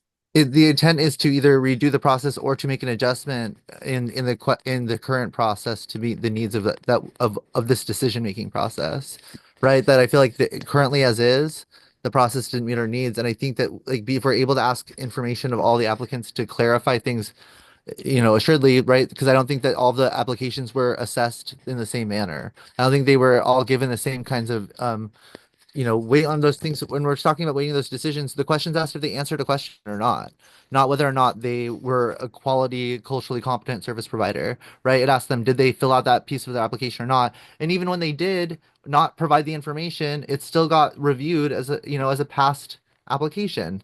And so I don't understand how that we're getting the information that we needed from it. And the process was so difficult in the review panels that I feel like there was pieces of it that were inadequate to meet our needs, and that if we had clarified better with the applicants or had the ability, that we would. I guess I really wholeheartedly believe that it didn't meet our needs though, and that we shouldn't have done an open RFGP for this. If we're gonna prioritize existing burn partners, we should have done that, and then targeted recruitment for other services that weren't being met by the burns. Amy and then Morgan. So I appreciate that, Dharma. I appreciate what you're saying, but it's a little too late for that at this point in the game. You want to change everything and we want to go back and redo. And I feel like I'm being told that my review of applications was not thorough and complete or ethically appropriate in my observations or in my consideration of existing burns and their provisions. And I feel like the people that are doing this work are doing it with absolute love in their hearts and full consideration of the people most impacted by the war on drugs. That's what I've been hearing in those meetings. That's why they're so complicated all the time. And so I just don't feel like reinventing the wheel at this point is going to do anybody any good. And by the way, we've got 1 week until January 31st coming up. We've only got 6 months to do this. And if you want to reinvent everything and reevaluate everything, we're going to have to do everything over again. And that is not okay. So that's all I got. Morgan, please. I want to just zoom us all the way out for a second. The delay that Caroline mentioned when this is what, 2021, when the OHA staffers got like mandated to furiously evaluate. That delay was because session was coming and legislators were talking about taking away our pot of money because it was this untested, unproven thing. So we needed to try to secure the contracts as fast as possible so that legislators weren't simply moving around a pot of money, but were actually taking money out of grantees' hands. So that was like a political reason that that process was accelerated like that, why we had to get a move on. And right now, session is happening again. The decriminalization parts of Measure 110 got repealed in the short session. But now they've got months to talk about it. And we are more vulnerable than ever before because they already took away the decrim elements. So I just want us to have like concrete proof of concept. I want us to have like signed contracts with the burn grantees so that legislators can't come in and swoop the money away because they're already trying to do that. That has already been proposed. And if we can't prove that we're essentially the better alternative, I fear that's what's going to happen. Thank you, Morgan. Let's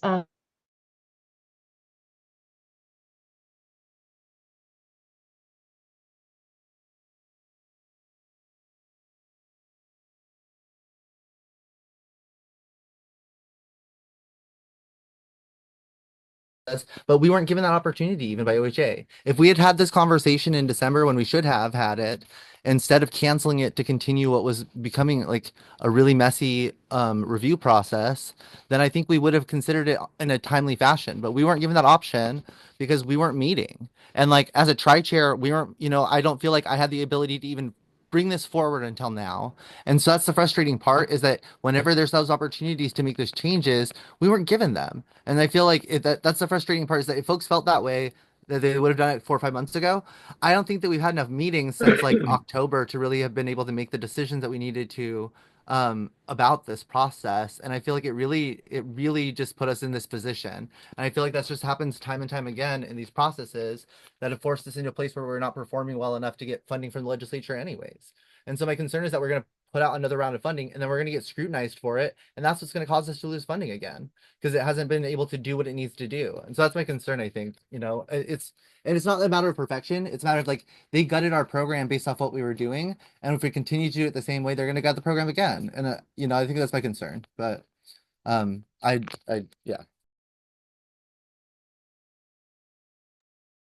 Onisha.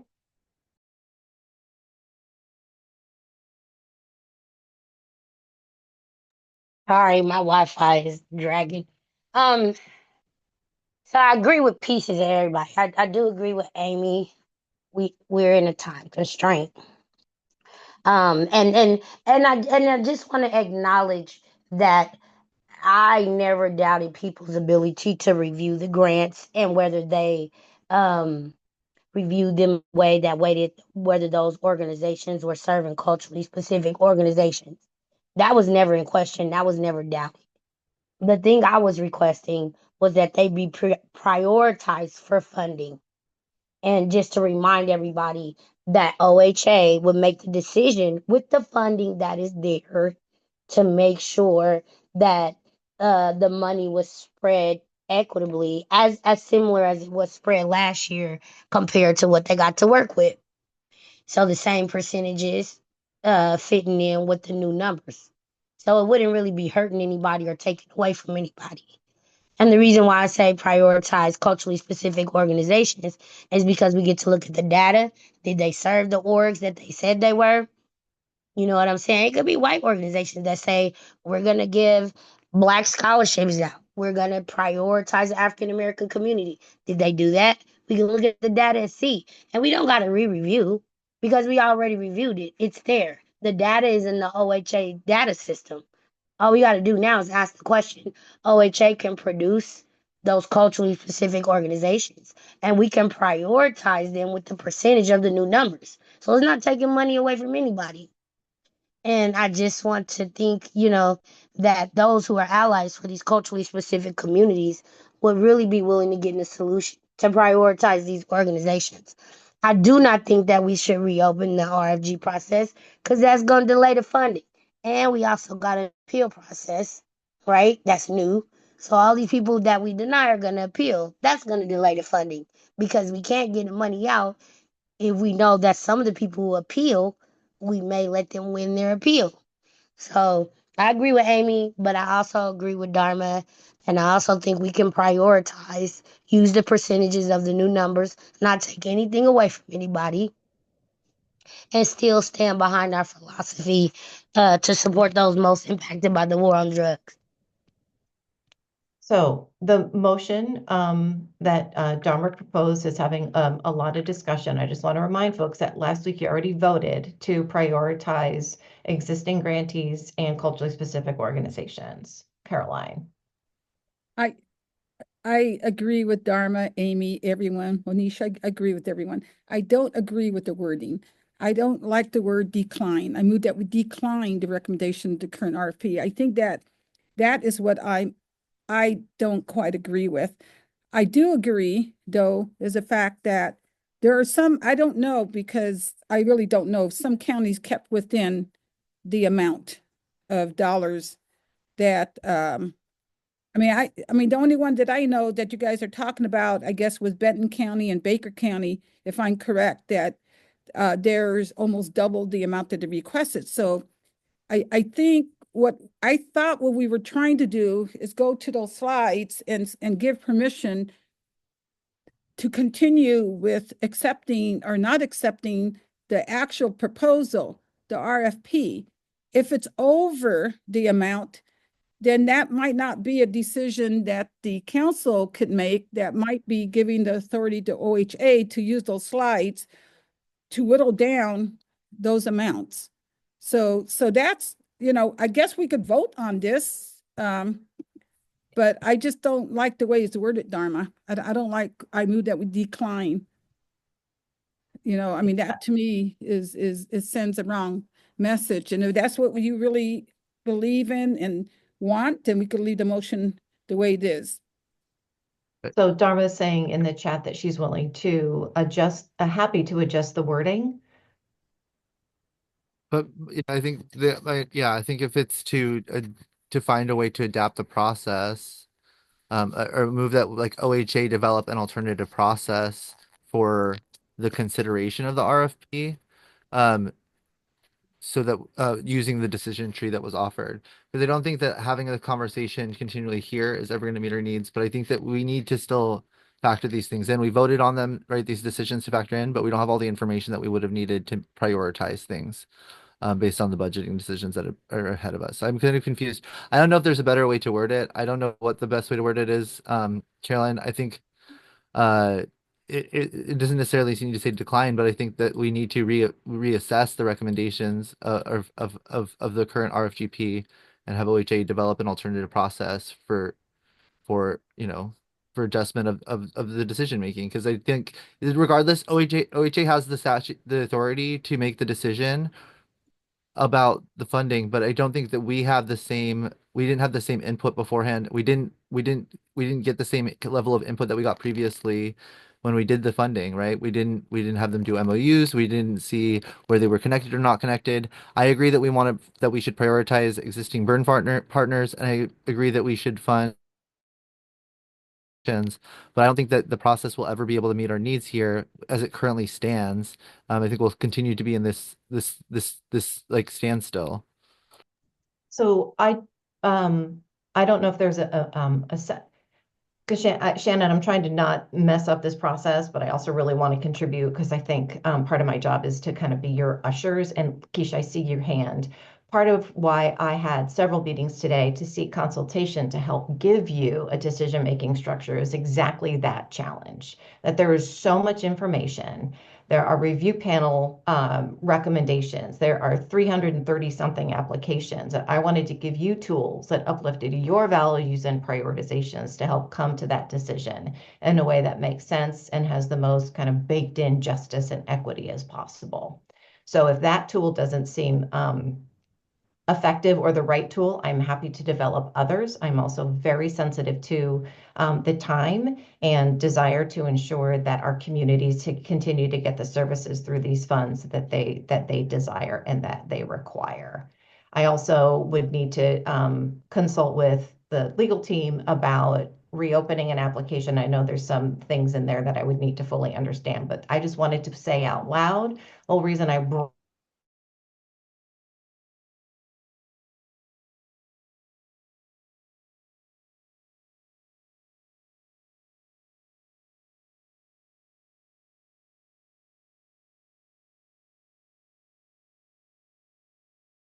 I just want to chime in. I think all the reviewers, worked hard to review the applications. I think everybody was looking at a different lens, though.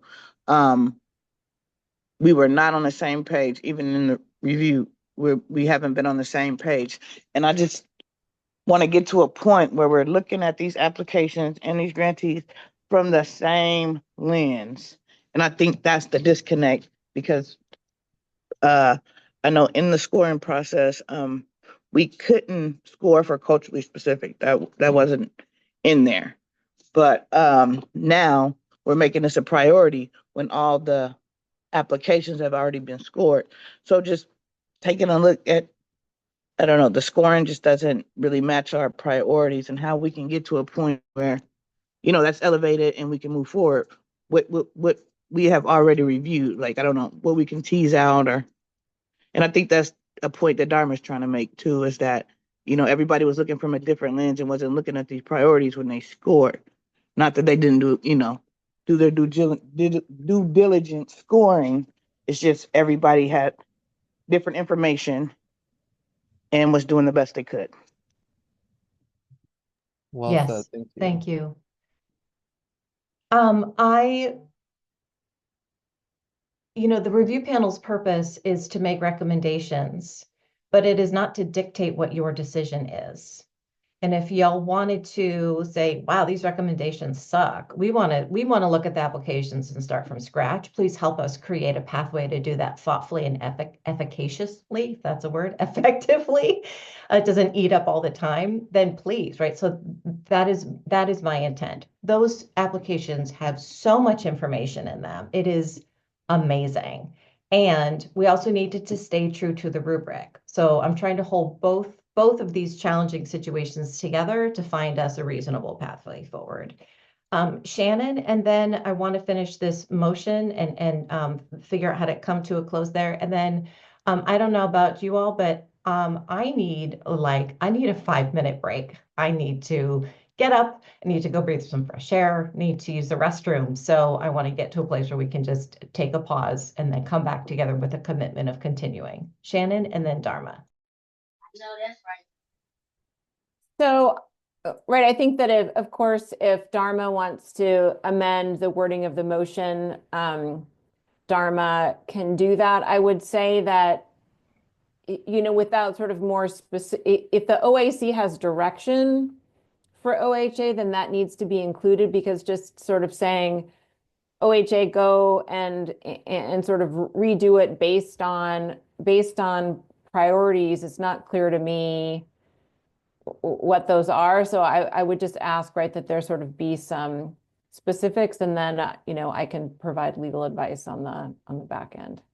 I'll rescind my motion, but I really want to stress the concern here that there was inconsistencies in scoring, and that there's that conflict between the rubric and the information that's in the applications is considerable for me, right? It's that it has caused a lot of problems with this process and decision making just by me withdrawing my motion. But I feel like this is the only time that we've considered that we've had to consider it more. And so I really think there's a concern of mine that it wasn't a fair scoring process, and it wasn't a fair RFGA because we were evaluating it on things that were not included necessarily spelled out in the call for proposals, right? I don't think we indicated that we were prioritizing existing burn partners. I don't think we said that we were prioritizing culturally specific providers. I agree that that's our values, right? But I don't think that that was spelled out for the applicants, and I don't think that it was consistent in how things were evaluated. So I'll rescind my motion. You know, I can read the room here, but I think that it's just really concerning. Thank you. Heard. I hear it. Okay. It is 3:41. I need to get some fluids, and everybody please stand up, take a few deep breaths, and we will revisit some decision-making supports at 3:45. I will see you all in 4 minutes.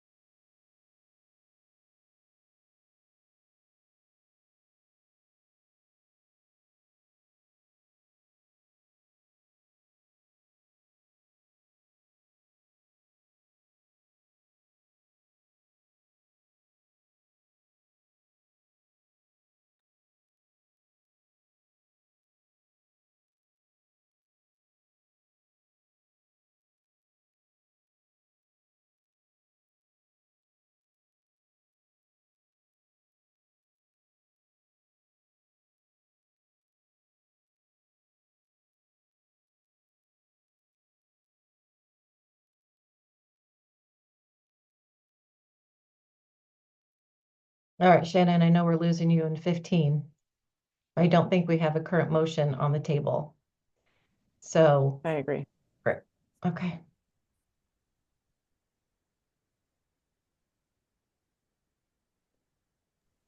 All right, 3:45. I'm going to just start. I don't know who's behind their name, but we're going to roll. So, welcome back to January 22nd's Oversight and Accountability Council meetings.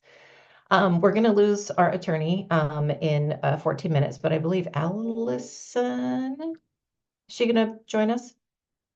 Yeah, I believe she's on. Yeah. awesome. I'm here. Great. I'm here, Oh, Ellie. there you are. Hey, sorry. Read the names too fast. So I'm sharing screen, aren't I? Yeah, I am. I just wanted folks to see why I thought it was so important to support your decision making by kind of doing this yes, no, the weighted or whatever process to do it. And I just want to remind folks that before I came on board, so much had already happened. The RFGA had been vetted and approved. There were public hearings, like all sorts of transparent communication. And I always know that even when folks communicate as much as possible, it's never enough. And so, here we are with the tools that we have, and I'm confident that y'all are going to be able to make some really hard but amazing decisions. But I just wanted to show you the difference here between the county, the total amount the applicants altogether were requesting, the formula amount that you all adopted in October, and the difference, right? So this is an alphabetical list of the counties. And you can see the only county that's under is Hood River, but y'all know there was a missing application that was discovered, and then we added that in. So now Hood River is not quite there, but still pretty close. And here, so we've got Josephine, 357% of the ask. Curry, 249. Benton's only 227. So even the test case we're talking about today is not the most challenging financial conundrum in front of you. And here's page 2. Lane, someone mentioned Lane, I can't remember who's 367%, Lincoln 328, Multnomah 379. So there are many, many, many hard decisions in front of y'all. And if you are able to adopt a decision-making sequence or framework, it's going to make all 36 of these deliberations easier. So I'm going to stop sharing. And I sent those two, please know they were created like between 12 and 1 o'clock with, lots of good people contributing their thoughts, but totally understand if the content in them is not right. My question for you all is, does that feel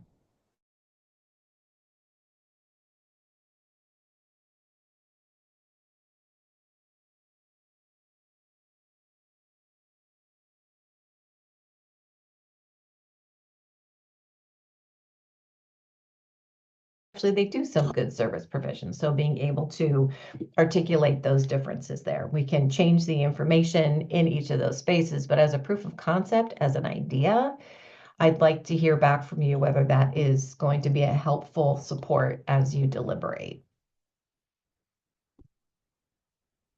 Morgan. Okay, I'm still just a little bit confused how that process would work, because we're looking at the slate of approvals coming out of the review committee. Is that no? So what happened is so part of the reason the review panels are still happening is that the reviews and those of you who reviewed applications know it takes like 2 hours to review each application. And there were delays coming out of the contracting office, and then we're up against holidays, and all of the things kept happening. And so the review panel met and truly tried to stay true to the metrics and requirements of that the rules articulate and the information that's available in the application. And as I kept saying, is just consolidating all of the information in the application and putting it together in a digestible way and showing it back to the review panel. Like, the scores are the scores. The scores are the scores. Do with it what you will, but here they are to help demonstrate the completedness and what folks are saying.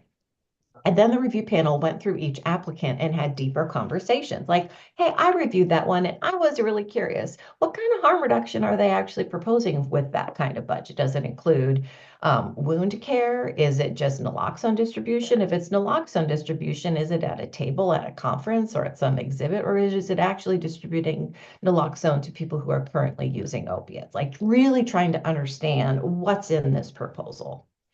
And the rules state that the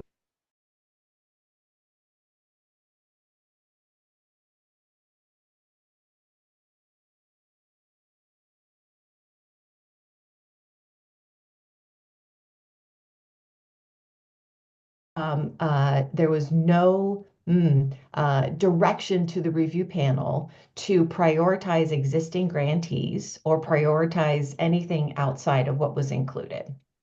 And so what we have in front of you then is your prioritization, which is the most important piece. So again, y'all can say, we see what the review panel said. That's nice. Thank you for that. That's good information. This is the direction we're going to go. And we're going to fully fund, I'm making this up, sort of. We're going to fully fund existing grantees as much as possible and pepper in some other stuff where there's some additional funds. Or, right, all of your priorities. I believe the review panel depth and deliberation, Amy knows, Zeb knows, y'all were there, really can add to the value of just seeing the written word on your screens, right, of the information that was provided in the application. So the decision-making thinking, Morgan, was to help elevate what the OAC is determining as its priority, no matter what the review panelists ultimately recommended. But just logistically in practice, that would require the OAC to consider the whole set of applicants, either by plugging and playing, like playing around, taking one out, putting it back in. It feels like it's going to be so unwieldy when that flowchart process is asking questions of the unit, of the slate, when some orgs fulfill the thing and some don't, unless we're going to have to like create a whole bunch of different options, like trial and error, moving the puzzle pieces in, and how about this slate of applications, moving some stuff around, how about this slate? And I'm just concerned that that's still going to be complex. It's because especially like, you know, are there grantees in here that are previously funded? It's going to be, you know, some of them yes and some of them no, if we're answering that question based on the whole set. But then the issue comes if we're evaluating them one by one, it's the opposite problem where we're not getting a view of the full set of services, which is, you know, a mandatory condition that all the elements are met. So I feel like it's in situation here, like we evaluate them as a slate and some things, details get flattened because we're considering it as a whole, or we evaluate them one by one and maybe miss the forest for the trees. So walking through this, and I'm going to use, here, y'all want me to share my screen again? Yeah, okay. And then Sabrina, I see you. Yeah, there's my issue, Abby. It's like, when do we start that flow chart? After we've already discussed all the orgs, or at the beginning? Yep. Well, you've already voted that you want to prioritize existing grantees. That is easy. They're in orange. Done. You've also said you want to prioritize culturally specific organizations. That's going to require a little more deliberation on your part. You have all of the information. You have the feedback from the review panels to help flag is, you know, does this organization appear culturally specific or not? Does it meet your definition? And ultimately giving you a list of providers. And then you add them up. How much money do we have? So for example, playing this out a little bit, I took all of the existing burn grantees in Benton County, and the total is about $12 million. the cap is at $10 million. So then the question is this list of organizations, I believe there's 6 of them, are they culturally specific? Yes or no? And if they're not, then the conversation is, do we need to go back to these organizations and say, hey, organization A, you're not serving X population well enough. We'd like to give you funding, but you need to do this. Is it part of the negotiation process? Or does the OAC want to say, you know what? We want to reduce this organization's funding. We're prioritizing giving them something because they're an existing grantee, but we believe this new applicant actually fits the needs of the population better. And it's just like slowly building in that way, prioritizing the things you all deem important. Making sure each of the 6 service areas are covered, and then also making sure that specific populations are well served. Because you can pay for all sorts of stuff, but you guys have specific wants and requirements to make sure that many, many different types of human beings are served well. Sabrina. Yeah, thank you for articulating that, because I and everything that we were talking about, diligently trying to pay attention, but it was very confusing. So we did already vote last week, if I'm hearing you correctly. I heard you say it a couple of times that we did agree to prioritize existing burn partners, and then we also agreed to prioritize culturally responsive, culturally specific programs. But what the graph is then getting to is, once we get down to the existing and the culturally responsive, then who do we pick over who?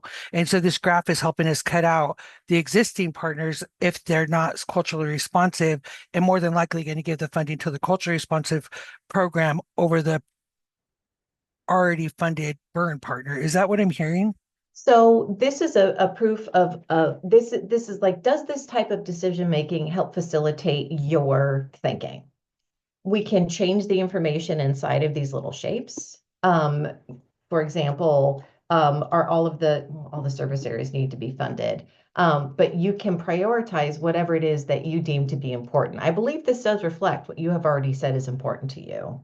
And if an existing provider is not culturally specific, well, then y'all need to have a conversation about that. That's the whole purpose of you being in the decision-making role. Organization A, they, look at their existing performance. It's all in the application and the slides that we've developed. This was their budget.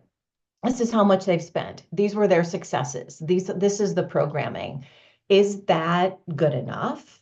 Do you want us as staff to go back to that organization and ensure that they are serving youth well, right? I mean, or whatever population you want to make sure is elicited, and then we can go back and do that. Or say, no, they're not going to be able to serve folks well. We want to reduce their budget by half, and we want this new organization D, to join that burn. That's what I'm trying to help you process. Does that answer your question, Sabrina? Yes. Okay. Linda? I don't know if I can, but can I make a motion to approve this flow sheet or flow chart as a guide to support our discussions moving forward? Second. Okay, Linda moves, and who was the second? Morgan. That was Morgan. Okay. Discussion. You're not back by 4:30, then at least you know the gist. I think I would just want Sorry. No, I don't think you can see my hand when it goes up. So I've got a dog driving me nuts. Yeah. Sorry. Go ahead, Caroline. Before Linda made her motion, I just wanted to I don't know what, I just wanted to make a comment about the fact that unless we have a process for like an audit, for like a letter of approval, we would have to come up with the different elements in terms of what we're looking for if we're going to go out and certify these programs that they're actually burns. We don't have that. So I'm not sure if we should even consider that at this late stage. I just making a comment from what you were saying, Abby. is the fact that we don't have a process to go over there. I don't think we need to go to all, I don't know how many programs we're talking about anymore. Are we at 300 programs or 300 providers? I mean, unless OHA decides to go out there and do actually audits or site reviews, not audits, site reviews, and have the same similar process that we're looking at when we used to do letter approvals when I used to work for the state. I mean, that's irrelevant right now, but I think we might consider that whoever is going to still be on the council, the fact that we might want to come up with a process so we could actually the time to go in there and see if they mark all the stuff they're supposed to be doing, and then they could get some findings if they're not, and so they can be in the compliance. So by the next time we do this RFP again, we at least would have that to say they are in compliance, but we don't have that. So it was just a comment. I don't need an answer. Okay. And the direction from DOJ is that the discussions about who gets funded really needs to focus on the content of the application itself, and we have all of that. Morgan.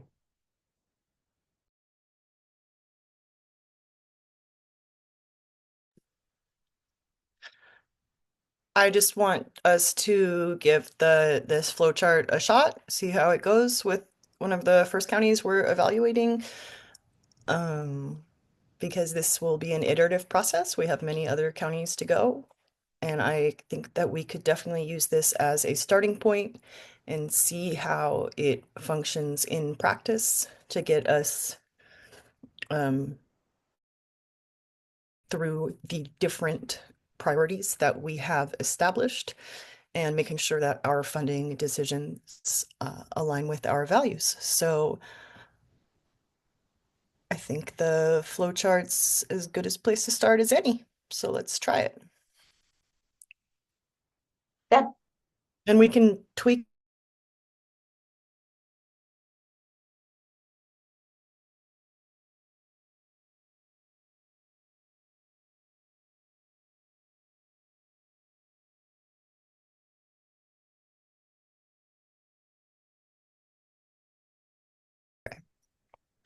Yep, as a guide. Yes. All right, Zeb. Yeah, and just really quick, and it kind of goes along with that. The culturally specific agencies, like how are those going to be identified? I guess we can figure out that after the fact. But in the state of Oregon, there are culturally and linguistically specific services certified by OHA Behavioral Health Division. And then there's also culturally and linguistically appropriate services. Are those going to be like starred on applications when they're presented to us? But if that doesn't need to be hashed out right now, I'm all for this flow chart. Thank you. Thank you, Zeb. And Dharma. Yeah, I think my only suggestion would be to maybe consider Medicaid funding, like if folks have availability to bill Medicaid services, because that was a big consideration in the review panels, and I think that adding it in the who gets reduced would make sense to me. Like after this process of culturally specific providers, and are all the services funded, and are all client populations well, should be a consideration for if folks have an ability to bill Medicaid, because I believe that's an important the proposals that's not getting transferred here. But that's it. That would be my only suggestion. Okay, thank you. Next is Sabrina. So I just want to make sure I understand. So we're just voting on using a flow chart. We're not voting on flow chart as of now. We're just voting to use something similar with our goals and everything in it in the future. We're just passing the fact of using a goal chart, period. That's a flow correct. chart. Okay, thank you, Abby. You're welcome. Any other discussion? Okay, Carly, can you do roll call vote? Oh, wait, do we have quorum? I checked like 5 minutes ago, but let me double check after last week.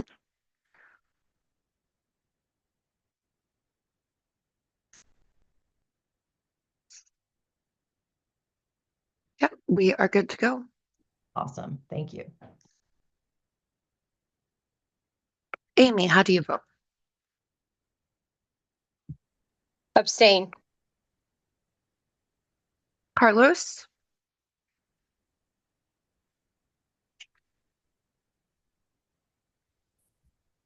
Caroline, Yes. Dharma, Yes. Hubert, Yes. Hunter,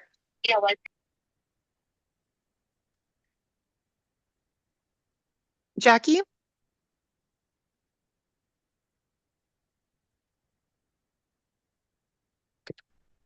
Keisha.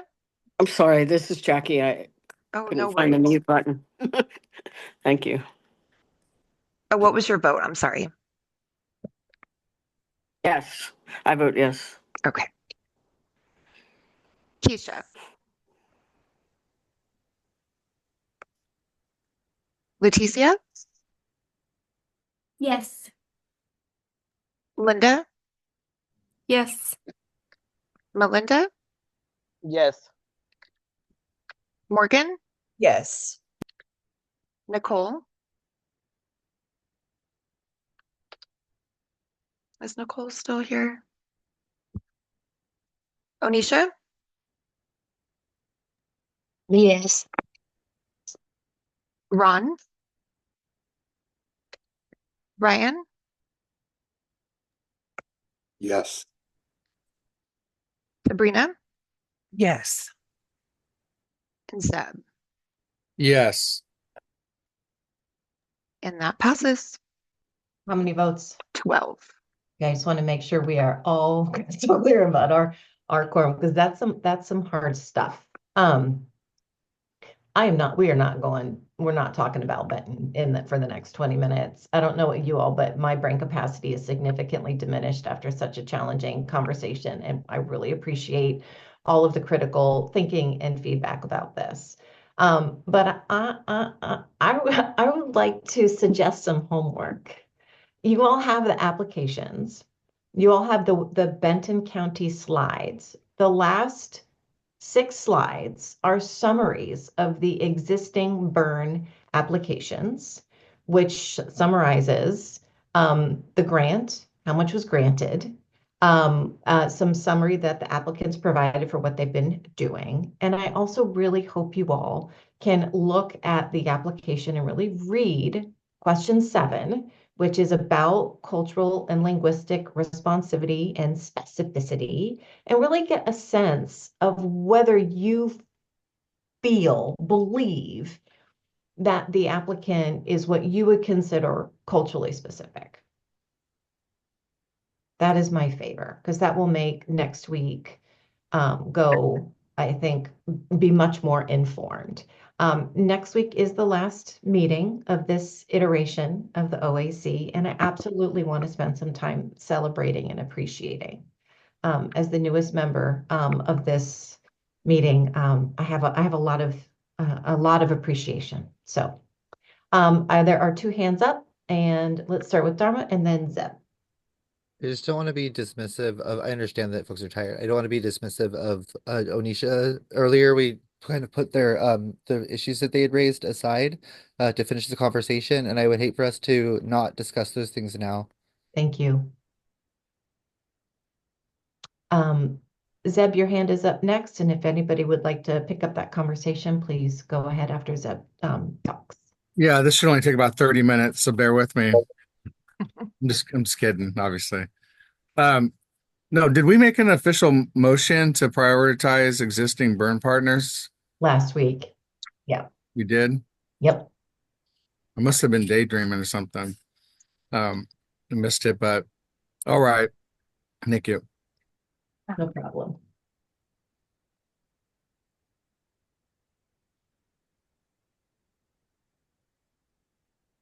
Sabrina. Yes, Abby, when you said this was going to be did you say the last meeting of this cycle? Is that what you said? So next week is the 20 something, 29th, 28th. I don't know. Next week is the last Wednesday of January. That's what 29th. Means the 29th. That means that there will be some turnover in this membership of this Oversight and Accountability Council. And please know, actually, I did reach out to Shannon early today to affirm that your decisions roll over to the next members who come on board.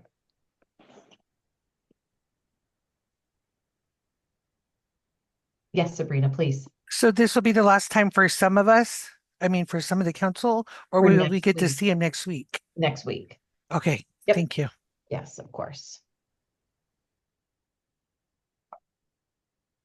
Who would like to, does anybody want to lift up the conversation from earlier today?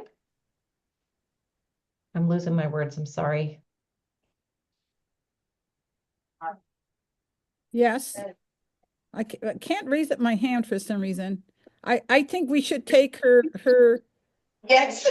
her motion into consideration because of the fact that it's unfair to turn this over if more than 50% of us are going to be gone. We're going to spend another 6 months to try to bring them up to speed. There has to be something with this overlap that we could legally do. I don't know. You know, I don't know what motion I would make, but it would be similar to what Onisha was saying. I don't know what the motion would be, but it's unfair, I think, for a new group to take over a huge task like this. Onisha, say something. Well, first, I just want to say thank you, Miss Caroline. And I just want to make that motion that the full OAC Council gets to stay until all of these funding decisions are made and they get to have an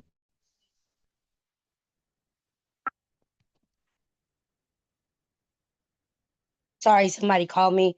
They get to have the ability to help onboard the new council, which is what we were told 4 years ago we would do. And I think Hubert seconded the motion. So I just want to put it back on the table. Can I maybe Oh. suggest one thing, Onisha? Mhm.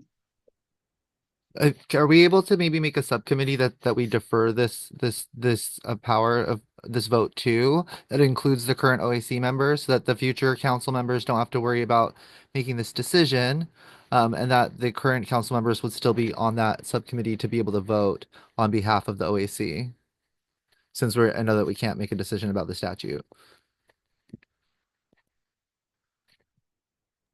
Norma, could you put that in the chat?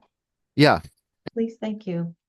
And while she's typing it up, So Melissa- Dharma, what you're suggesting is that the OAC council that is being asked to end on January 31st, create a subcommittee that's allowed to stay on to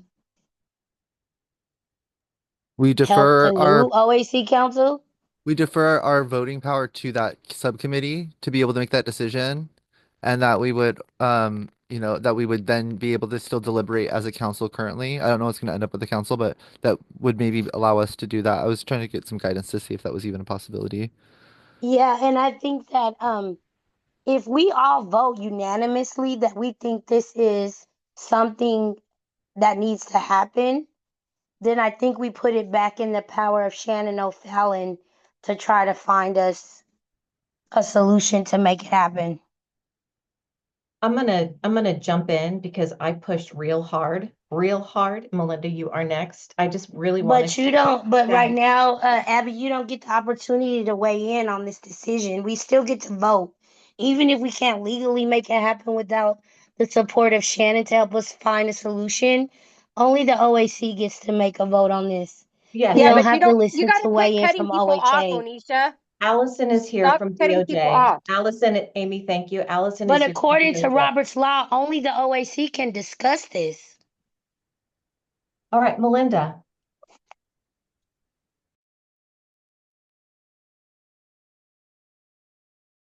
Okay, so we've had a lot of information in this meeting, and my head is there.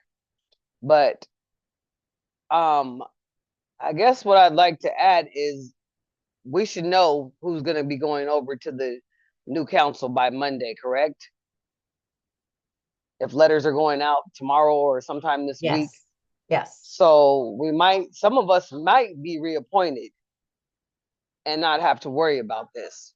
That is my hope, that they took our voices and they heard us, they heard Abby, they heard Shannon, they heard when we were talking about how conducive it would be to stop right before funding is even allocated to these organizations that have put in all this time, for the ones that like have been reviewing the applications already, and for someone to stop now and bring in a new group of people, it doesn't seem to make a lot of sense. But I said this months ago. Like, this wasn't just brought up today, now that we're at the end of our rope and we have 2 weeks to finish this out before our terms is up. It is my hope that, I don't know, what do the legislative do when it's their turn to be reappointed? What do they do? That's what we need to find out. What do they do in order to be able to hold that position until their work is complete?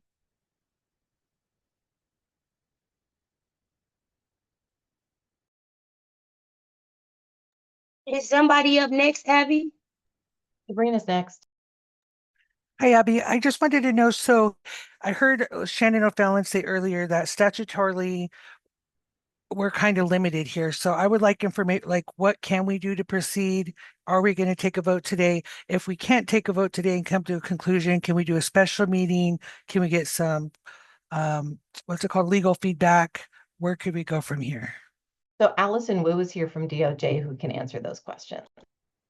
So Shannon spoke earlier about legislatively in the statute, it's how the terms work, the length of the term, as well as how reappointment works. And so that's all set out in statute. So that's not something that we would be able to change by an OAC motion.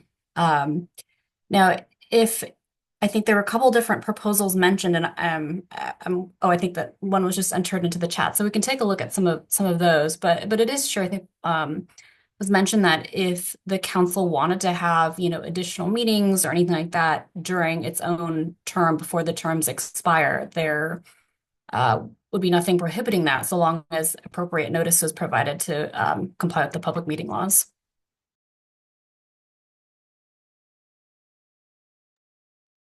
Onisha? Yeah, I just want to remind the council that we have the right to set the motion, to vote for it, and then we can depend on our attorney team, the OAC Council, to help us figure out how to best address this situation and get in the solution that doesn't violate legislation law. Because all of these decisions, all of this stuff has been looked into by us. And if we stay on to make the decisions, the funding will go out a lot faster than to onboard new people, evaluate applications, send out letters, and catch them up to. I feel like we deserve the right to finish this out. We started this. We've got the death threats. We've got all the bad comments on Facebook and website. We made the sacrifices to do this work. We deserve the right to finish it and see it through.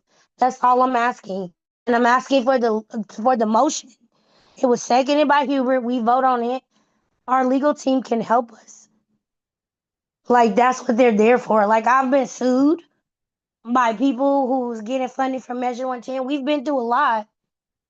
And these decisions are important and we are informative. We've all been reading, we've all been at these meetings, we've all been watching the videos. For 4 years, we've been obtaining information. And you're going to tell me some of the people that reapplied may get reappointed, some of them may not. But you're going to tell me the new people are going to get caught up to speed in a timely manner to get this funding out by the date that we promised?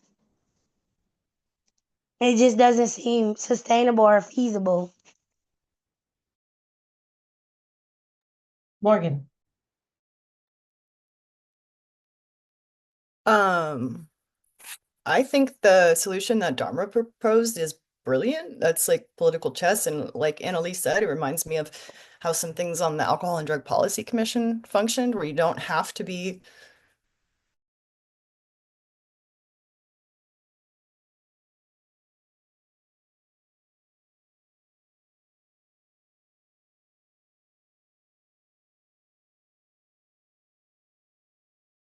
but actually, I think we could just make the motion that Dharma said and get to the same exact outcome that you're seeking. So What if, was the motion, Morgan? Can you remind me? Because I will yeah, make. yeah, she put it in the chat, but it's that right now we create a subcommittee. So I'm going to say, here's what the hypothetical motion would be, that we create a grants decision review subcommittee. And every OAC member today becomes a member of that subcommittee. And that subcommittee has the authority to essentially make recommendations for approving all of the grants. And that That's way those brilliant. members, Can I rescind my motion and make this motion? That's brilliant. Yep. So I rescind my motion and I would like to make this motion that Dharma suggested in the chat. To make a motion to form a subcommittee made up of the current slate of Measure 110 OAC members that will focus on deliberating this grant funding decision on behalf of the OAC without extending member terms, with authority to make the funding decision. And the only thing I would add to this addendum is that they continue to get paid. Oh my God. They need it. I'm a little bit worried about the language to make the funding decision on our behalf. I feel like there might be a snag there. I feel like, I don't know, DOJ can pipe up, but I would, because like in the ADBC, it's at least like the subcommittee can make like final recommendations. But then, because in statute, the authority is still given to the OAC. And so, yeah. Yeah, sorry, I didn't mean to cut you off. Allison Moo from DOJ. So what I'm wondering is if we could type into the chat what is being proposed or suggested, and then we can take it back and try to provide some assistance on how the wording might work or different alternatives, then that may be something that can be, addressed instead of in this last couple minutes, like me addressed on the next meeting. That'll give us a chance to work on for the legal team to work on some of the language and make sure that we're able to, advise everybody appropriately.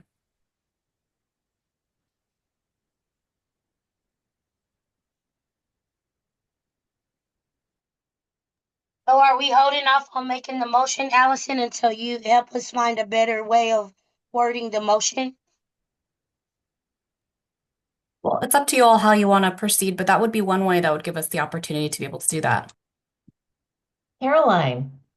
Yeah, I think, Onisha, the motion should be for us to give permission for DOJ to find out a legitimate way for us to include the current OICA members who are not going to be nominated to stay on board, to let them come back to us at the next meeting with a recommendation of the wording. I think that's what we're in agreement. We want the same thing, but we don't want to pass something that we're going to say is not legal. So we're just going to give them permission to come back to us with something that hopefully will work for us. Okay. So will we make a date? Like it doesn't have to be a special meet. I don't know if it has to be a special meeting, but I think we need to make the decision sooner or later. How fast do you guys think you can advise us on how to move forward with this solution?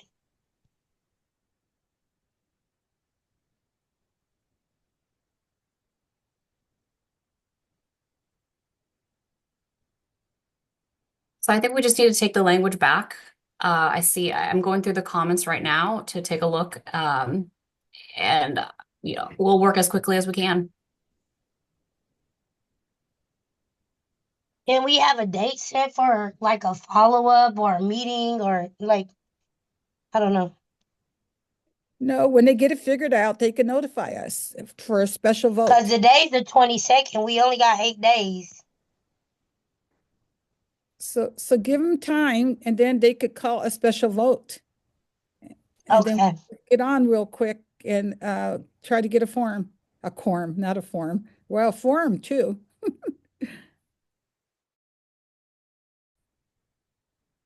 Okay, so I'm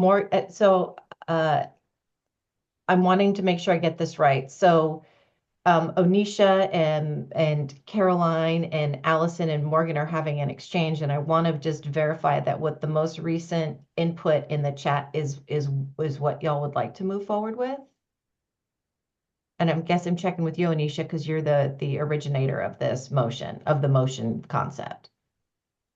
Yeah, I think that's fair. She said, I propose to make a grants review subcommittee with all current OAC members of that subcommittee with a term of 1 year, irrespective of their membership on the OAC. Grant review duties will be conferred to the grants review subcommittee, who will make final recommendations, and those recommendations will then go to the full OAC for approval.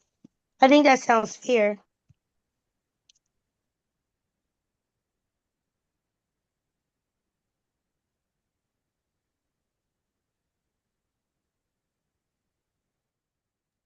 Just to clarify for the council members, what we're doing here is like the Russian doll thing, where we're nesting us, everyone on this call, inside of the OAC so that we all can stay together in a subcommittee and still make funding decisions without all the issues of bringing new council members on. But because that's legislatively impossible because of how it's written, this is sort of a workaround. It's very clever, I must say, Dharma. Caroline? That's the longest, what you call it, motion. I thought all we needed to do was for DOJ to do the research, to come back to us with a legitimate way of saying how they know what we want. But our wording is all messed up. We just want to make a motion for DOJ to come back to us with a language that would say pretty well what we want. Well, I think that the language that we're offering this language, right, as the solution, and we're just wanting them to look into that and make sure that it's legal so that we can move forward with that concept, right? Well, I don't know. I think we're just, I mean, I Well, think, that is what we're doing, right? That's what we were proposing. Yeah, I just wanted to give them the as longest much language proposal. so that there was no misunderstandings about what we were asking for. Because I learned from last week, sometimes if we're a little too short or there's a comma in the wrong place, there's Well, they'll let us know if we could do this or not. So why don't we just go ahead? The motion's made and someone seconded, so let's vote. I second it. And who's making the motion originally? Is that I made the motion. great? Okay. So Anisha makes a motion and Hubert seconds. Is there any other discussion before we vote? You vote. Wait. Are we voting on creating the subcommittee or voting on yes? Voting the current motion, which you put in the chat, Morgan. I make the motion to create the subcommittee. Exactly how you wrote it in the chat. I can reread it. I propose to make a grants review subcommittee with all current OAC members being members of that subcommittee with a term of 1 year. Grant review duties will be conferred to the grants review subcommittee, who will make final recommendations on funding, and those recommendations will then go to the full AC for approval. All right, I second that. Any more discussion?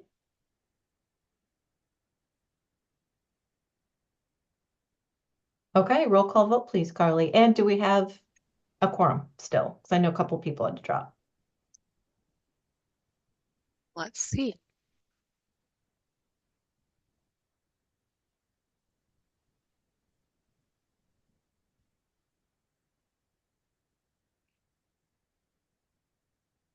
Yep, we're good. Does anyone need to see the motion again before we vote?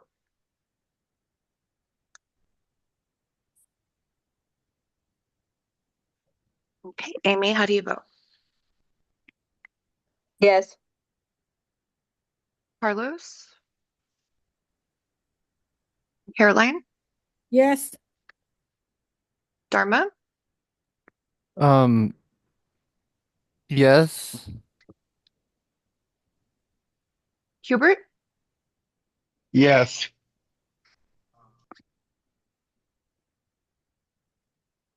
Hunter? I don't think he's here. Jackie? Yes. Keisha? Yes. Leticia? Yes. Linda?